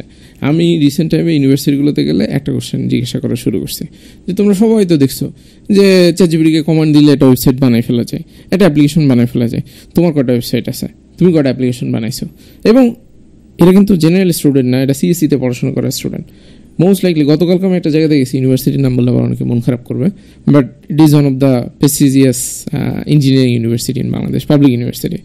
সো ওখানে মোটামুটি 50-60 জনের মতো ছিল, 3জন বা 4 জনের মতো হাত তুলছে যে তারা একটা জিনিস তৈরি করে দেখছে অ্যাটলিস্ট। বাট ঘটনাটা কী হওয়ার কথা ছিল যে যেহেতু এটার এখন রেভলিউশন চলতেছে, হোয়াই নট? আমার গিটহাবের ভিতরে 5টা প্রজেক্ট পড়ে আছে, আমি হয়তো কপি পেস্ট করে বানাইছি, অ্যাবসলিউটলি ফাইন, বাট আমি কিছু তো একটা করছি, আমি অ্যাটলিস্ট দেখছি জিনিসটা কী। GPT-5 আসছে, এটা দিয়ে আরও বেটার সলিউশন বানানো হচ্ছে, আমি একটু কমেন্ট দিয়ে দেখছি যে আচ্ছা দেখি তো এটা দিয়ে কোনো সলিউশন করা যায় কিনা। সো এখানে যদি আমি বলি, আমি এই কারণে বারবার বলবো কেন ভারতের উদাহরণ আমি বারবার দিই, ব্যবসার সাথে সাথে স্টুডেন্টের উদ্দেশ্য একটু বলি। হ্যাঁ, আমি কেন বারবার ভারতের উদাহরণ দিই, সেটা হচ্ছে যে somehow they created that very competitive environment. Even ইউনিভার্সিটিগুলোতেও যদি আমি চিন্তা করি, যেমন সে ফর এক্সাম্পল তারা প্রচুর কম্পিটিশন করে। এই কারণে আমি দেখবো যে চাকরির বাজারে ইউনিভার্সিটি ভালো অনেকগুলোই আছে, কিন্তু দিন শেষে শর্ট লিস্ট হয় ঘুরে ফিরে 5-7টা ভার্সিটি থেকে। কেন হয়? আমি যদি ওই ইউনিভার্সিটিগুলোতে যাই, ওদের কালচার ডিফারেন্ট, ওদের প্রচুর ইন্ট্রাফেস্ট হয়, প্রচুর রোবোটিক্স কম্পিটিশন হয়, প্রচুর প্রোগ্রামিং কন্টেস্ট হয়, প্রচুর ইনোভেশন কম্পিটিশন হয়। সো এখন ও বলতে পারে যে ভাই আমাদের ভার্সিটিতে হয় না। ভাই অর্গানাইজ করবে কে? তুমি অর্গানাইজ করো। তোমার অর্গানাইজ করতে বাধা দিছে কেউ? তুমি ফাউন্ডার হয়ে যাও। তুমি তো আজীবন বলতে পারবে যে আমি আমার ইনোভেশন ক্লাবের ফাউন্ডার ছিলাম, আমি আবার এই কম্পিটিশনের ফাউন্ডার ছিলাম, আমি এটা চালু করছি। এবং এই এফোর্টটা যদি আমি না দিই তাহলে কিন্তু হবে না। এখন কামিং টু এআই, এখন এআই ইউজ করে কিন্তু আমার প্রোডাক্টিভিটিকে আমি অনেক গুণ বাড়াইতে পারি। এখন আমাদের যেহেতু যারা স্মার্ট হয় তারা একটু লেজিও হয়, যেহেতু অল্প এফোর্টেই হয়ে যায়, তারা এআইটাকে ব্যবহার করে ফেলতেছে তার কাজটাকে সহজ করার জন্য। সে ফর এক্সাম্পল, আগে আমি দিনে 1 ঘন্টা টাইম স্পেন্ড করতাম, এখন এটা তো আমার এআই দিয়ে 2 মিনিটে হয়ে যাচ্ছে, তাহলে আমি 2 মিনিট করে শেষ। কিন্তু এই যে 58 মিনিটে আমি যে টাইম গেমটা পেলাম, এখন আমি যদি আমার রেগুলার একটা বাংলাদেশি স্টুডেন্টকে কম্পেয়ার করি আর সে সিমিলার লেভেলের যদি ইউএস একটা স্টুডেন্টের কথা চিন্তা করি, অর সে ইভেন একটা ইন্ডিয়ান ইঞ্জিনিয়ারিং স্টুডেন্টের কথা চিন্তা করি, ওই ইঞ্জিনিয়ারিং স্টুডেন্ট ইউএস বা ইন্ডিয়ারটা এই 58 মিনিটকে সে কিন্তু স্পেন্ড করবে হচ্ছে গিয়ে আরও 10টা প্রোডাক্ট কীভাবে নামানো যায় সেটার জন্য, এই প্রোডাক্ট দিয়ে আমি কিভাবে আরও ইনোভেশন ড্রাইভ করতে পারি সেটার জন্য, বেটার রিসার্চ কীভাবে করতে পারি সেটার জন্য, আমার প্রোগ্রামিং স্কিলকে আরও এনহ্যান্স কীভাবে করতে পারি সেটার জন্য। কিন্তু আমাদের লোকজন ফর সাম রিজন ওই 2 মিনিটে করে 8 মিনিট রেস্ট নিচ্ছে। এখন এটা করলে তো আমার প্রোডাক্টিভিটি বাড়বে না, আমি আসলেই রিপ্লেসড হয়ে যাবো এআই দিয়ে, রাইট? আমি নিজেকে এমন লেভেলে নিয়ে যেতে হবে যাতে I can not be replaced, right? So এই মাইন্ডসেটটা একটু আমাদের মধ্যে আনতেই হবে। AI is an enabler. আমি যদি চিন্তা করি, say for example Microsoft Excel যখন আসছে, তারপরে কি ফাইন্যান্সের লোকদের চাকরি চলে গেছে? না, দে বিকেম মোর এম্পাওয়ার্ড। এখন আমাকে এটাকে এম্পাওয়ারিং এর টুল হিসেবে ব্যবহার করতে হবে। আমি যদি এটার মাধ্যমে আরো এম্পাওয়ার্ড হয়ে আরো 10টা সলিউশন বানাতে পারি, তাহলে আমি বেশি কাজ পাবো, আমি আরো বেশি জানবো, তাহলে আমার চাকরির বাজার আরো সহজ হবে। তো আমাকে তো এটা চিন্তা করতে হবে। আমরা সেটা চিন্তা না করে আমি যদি জাস্ট হচ্ছে কি আচ্ছা ঠিক আছে এটা দিয়ে ইজিলি করা যায়, ওখান থেকে একটা প্রম্পট নিয়ে আমি একটা সলিউশন বানায় ফেললাম, দিয়ে দিলাম, কোর্স সাবমিট করলাম, শেষ, এবার আমি যাই শুধু গেম খেলবো, তাইলে পরে তো আসলে আমার উন্নয়নটা হবে না। এখন এটা শুধু not necessarily just for coding, for anything and everything, আমাদের নিজেদের ডেভেলপমেন্টের জন্য আমরা অনেকে দেখা যায় শুধু এআই ব্যবহার করি কিসের জন্য? সে ফর এক্সাম্পল ইমেল বডিটা রিফাইন করার জন্য, লিঙ্কডইন পোস্ট রিফাইন করার জন্য, ফেসবুক পোস্ট রিফাইন করার জন্য। এআই কিন্তু শুধু এই কাজে ব্যবহার করা যায় না। আমি নিজে পার্সোনাল যদি এক্সাম্পল দিই, রিসেন্টলি আমি অনেকগুলো ট্রেনিং কোর্স ডেভেলপ করলাম, অনেক কিছু করলাম, করে সেটা হেল্প নিয়ে ইভেন্ট কোর্স নামায়ও দিলাম, এবং নামায় দিয়ে সেখান থেকে আমি কিছু কাস্টমার্স পেলাম, ওদের সাথে ইন্টারাকশন হলো, আমি যে ইন্ডাস্ট্রিতে এক্সপোজ না সেরকম ইন্ডাস্ট্রিতে আমার এক্সপোজার বাড়লো। তো এই যে কাজটা করলাম, এটা কিন্তু যদি এখন আমি নিজে ম্যানুয়ালি করতে যেতাম তাহলে কিন্তু আমার জন্য অনেক সময় লাগতো, কিন্তু আমি কিন্তু আমার এখানে প্রোডাক্টিভিটি ড্রাইভ করছি। আবার আমি একটা প্রজেক্ট নিয়ে অনেকদিন ধরে কাজ করছি, কিছু লেখালেখি যেটা করতে অনেক সময় লাগছিল, আমি কিন্তু এখন এই এনাবলিং সাপোর্টটা নিয়ে আমি লেখালেখিটা বাড়াতে পারছি, এবং হচ্ছে গিয়ে অন্য রাইটারেরও হেল্প নিচ্ছি যাতে পরে আমি কাজটাকে ফাস্ট ট্র্যাক করতে পারি। সো এখন আমি যদি শুধু এই মেল বডি আর লিঙ্কডইন ফেসবুক পোস্টে সীমাবদ্ধ থাকি আর কোডিংয়ের কাজটায় সীমাবদ্ধ থাকি, তাহলে পরে কিন্তু আসলে আমি টুলটাকে ব্যবহার করতে পারছি না। আমি এই কারণে বারবার উদাহরণ দিব, go and check the examples of say for example Harvard, MIT, IIT or unity. কেন ওইখানকার স্টুডেন্টগুলো কী করছে? আমাদের ইভেন চিন্তা করা উচিত কেনই পার্টিসিপেট ইন গ্লোবাল কম্পিটিশনস, সেখানে আমরা পার্টিসিপেট করতে পারি কিনা। তাইলে পরে কিন্তু আমাদের লেভেলটা ওদের লেভেলে চলে যাবে। অনেক অনলাইন কম্পিটিশনও আছে, আমরা কেন পার্টিসিপেট করবো না? করলে পরেই কিন্তু আমরা বুঝতে পারবো যে গ্লোবাল কম্পারিজনে আমরা কোথায় আছি। মাঝে মাঝে আমি এক্সাম্পল দিই, আমাদের বাবা মারা সবসময় বলতো যে ফার্স্ট বয় কি বলে, ভাত আর ডাল খায়, তুই কি খাস, রাইট? এই এক্সাম্পলটা দিত। সো এটা কিন্তু ফার্স্ট বয়ের সাথে। এখন যেহেতু সবকিছু গ্লোবাল হয়ে গেছে, আমাদের চিন্তা করতে হবে যে হার্ভার্ডের ছেলে এমআইটির ছেলে কি করছে, বা হার্ভার্ডের মেয়ে এমআইটি মেয়ে কি করছে, আমি কি করছি, আমি কি আসলে ওদের লেভেলে আছি কিনা, ওদের লেভেলে যাওয়ার জন্য কি করতে হবে। আমি কিন্তু আছি। কেন বলি, যত ম্যাথ অলিম্পিয়াড হয় বা ইসে হয়, সে কিন্তু বাংলাদেশ প্রত্যেকবারই গোল্ড পায়, রাইট? কোন একটা অ্যাওয়ার্ড পায়। তার মানে কি, মেধাটা কিন্তু আছে, কিন্তু এটাকে ওই ঘষা মাজাটা রেগুলার বেসিসে করা হয় না, রেগুলার বেসিসে ওই লেভেলের কি বলবো যে প্র্যাকটিসটা করা হয় না। এই কারণে কিন্তু আমরা ওই স্কুল লাইফের সফলতা, কলেজ লাইফের সফলতা পর্যন্তই যেতে পারি, পরেরটাই কিন্তু আমরা যেতে পারছি না। সো ওইটা থেকে উত্তরণের জন্য আমাদেরকে গ্লোবাল এক্সপোজারে যেতে হবে। এই এর মাধ্যমে আমাদেরকে নিজেদেরকে আরো বেশি এনাবল করতে হবে। এটার মাধ্যমে ওই যেটা বললাম যে কারো যদি খুব ইনোভেটিভ আইডিয়া থাকে, গো টু অ্যাক্সেলারেশন প্রোগ্রামস। নেটওয়ার্কটা বাড়াইতে হবে, কমিউনিকেশনটাকে বেটার করতে হবে। কমিউনিকেশন বেটার করার জন্য কিন্তু এখন এআই সাপোর্ট নেওয়া যায়। আমরা কি সেটা নিচ্ছি কিনা? আমি দেখেছি যদি 100 জন ইঞ্জিনিয়ারের সাথে আমি কথা বলি, 99 of them cannot speak proper English. তো আমি যদি কমিউনিকেশন ভালো না হয় তাহলে পরে আমি নিজেকে বেচবো কিভাবে, আমি নিজেকে এক্সপোজারটা দিব কিভাবে? এক্সপোজার তো আদায় করে নিতে হবে। Communication must be better. সেটার জন্য তো আমার অন্য কারোর কাছে আগে তো লজ্জা পেতাম যে না আমি একজনের কাছে শিখতেছি, এই বয়সে 25 বছর বয়সে গিয়ে আমি একজনের কাছে ইংরেজি শিখতেছি, কেমন? তো ঘরে বসে এর সাথে শিখো, 1 মাসে একটা কোর্স নাও, যে ওকেই বলো ডিজাইন করতে, যে আমার স্পিকিং বেটার করার জন্য আমি গিয়ে এটা করতে চাই। তো they will give you the guideline এবং ট্রেনিং দিয়ে দিবে। আমি ওটা করি, করলে পরে তো আমার স্পিকিং বেটার হলো। এবার আমি বিজনেস কমিউনিকেশন বেটার করবো, আমি সেটাও করি। দেন গ্র্যাজুয়ালি এখন অ্যাটলিস্ট গ্রামের বকলম লোকের চেয়ে তো আমি বেটার প্রম্পট লিখতে পারবো। রাইট, অ্যাটলিস্ট এখানে তো আমি আগে আছি। তা আমি এই আগে থেকে লাভটা কি হলো যদি আমি এটাকে লেভারেজ করতে না পারলাম? সো লেভারেজ করতে পারতে হবে। These are enabling tools. আমি যদি এটাকে ইউজ না করি তাহলে আই উইল গেট রিপ্লেসড। এটা আবারও বলছি যে তখন কিন্তু আমার আসলে মার্কেটে কোনো ভ্যালু থাকবে না। এক্স্যাক্টলি। আমি যে সবশেষে একটা জিনিস শেষ করবো ভাই, রিসেন্ট টাইমে মার্কেট প্লেস যেগুলো আছে আপওয়ার্ক, ফাইবার বা এই সমস্ত জায়গাগুলোতে, ওখানে কিন্তু দেখবেন যে ইন্ডিয়ান এবং পাকিস্তানি যারা আছে ওরা এআই দিয়ে কাজকাম এত ফাস্ট ডেলিভার করা শুরু করছে যে বাংলাদেশি মানুষজনের ধরেন কাজকাম পাওয়ার পসিবিলিটি অনেকখানি কঠিন হয়ে যাচ্ছে ডে বাই ডে। কারণ ওরা খুব সুন্দরভাবে জোড়াতালি দিয়ে কেমনি জিনিসপত্র দিয়ে ডেলিভার করে দেওয়া যায়, চিট কোড কি হ্যাক কি, ওরা মোটামুটি এটা খুব ভালো মতো বুঝে। এবং আমরাও বুঝি, কিন্তু আমরা শুধু দেখি আর আমরা শুনি, কিন্তু এই যে আই থিঙ্ক তুমি অলরেডি কয়েকবার বলে ফেলছো যে আমরা গানটা যখন শুধু শুনি, আমরা শুধু শুনে যাই। আজকে আমরা অনেক কিছু বললাম, আমরা শুধু শুনে যাব। আমরা কতজন এআই এর ব্যাপারে শিখার জন্য কোর্স করেছি, ফ্রি কোর্সও আছে, ইউটিউবে সার্চ দিলে অনেকগুলা ভিডিও পাওয়া যাবে। সে ফর এক্সাম্পল আমি পাইথন বেসড কোনো সলিউশন বানাবো, এখন এটা একটা রিকোয়ারমেন্ট আসছে, রাইট? এখন আমি পাইথনের এআই দিয়ে কি কি করা যায় এটা কি কোনো কোর্স করছি? যদি না করি তাহলে আমি নিজেকে ডেভেলপ করবো কিভাবে? আমার চেয়ে ডেফিনেটলি পাকিস্তানি একজন বেটার পারফর্ম করবে, আমার চেয়ে ইন্ডিয়ান একজন ওই বেটার পারফর্ম করবে। তাহলে কম্পিটিশন তো গ্লোবাল।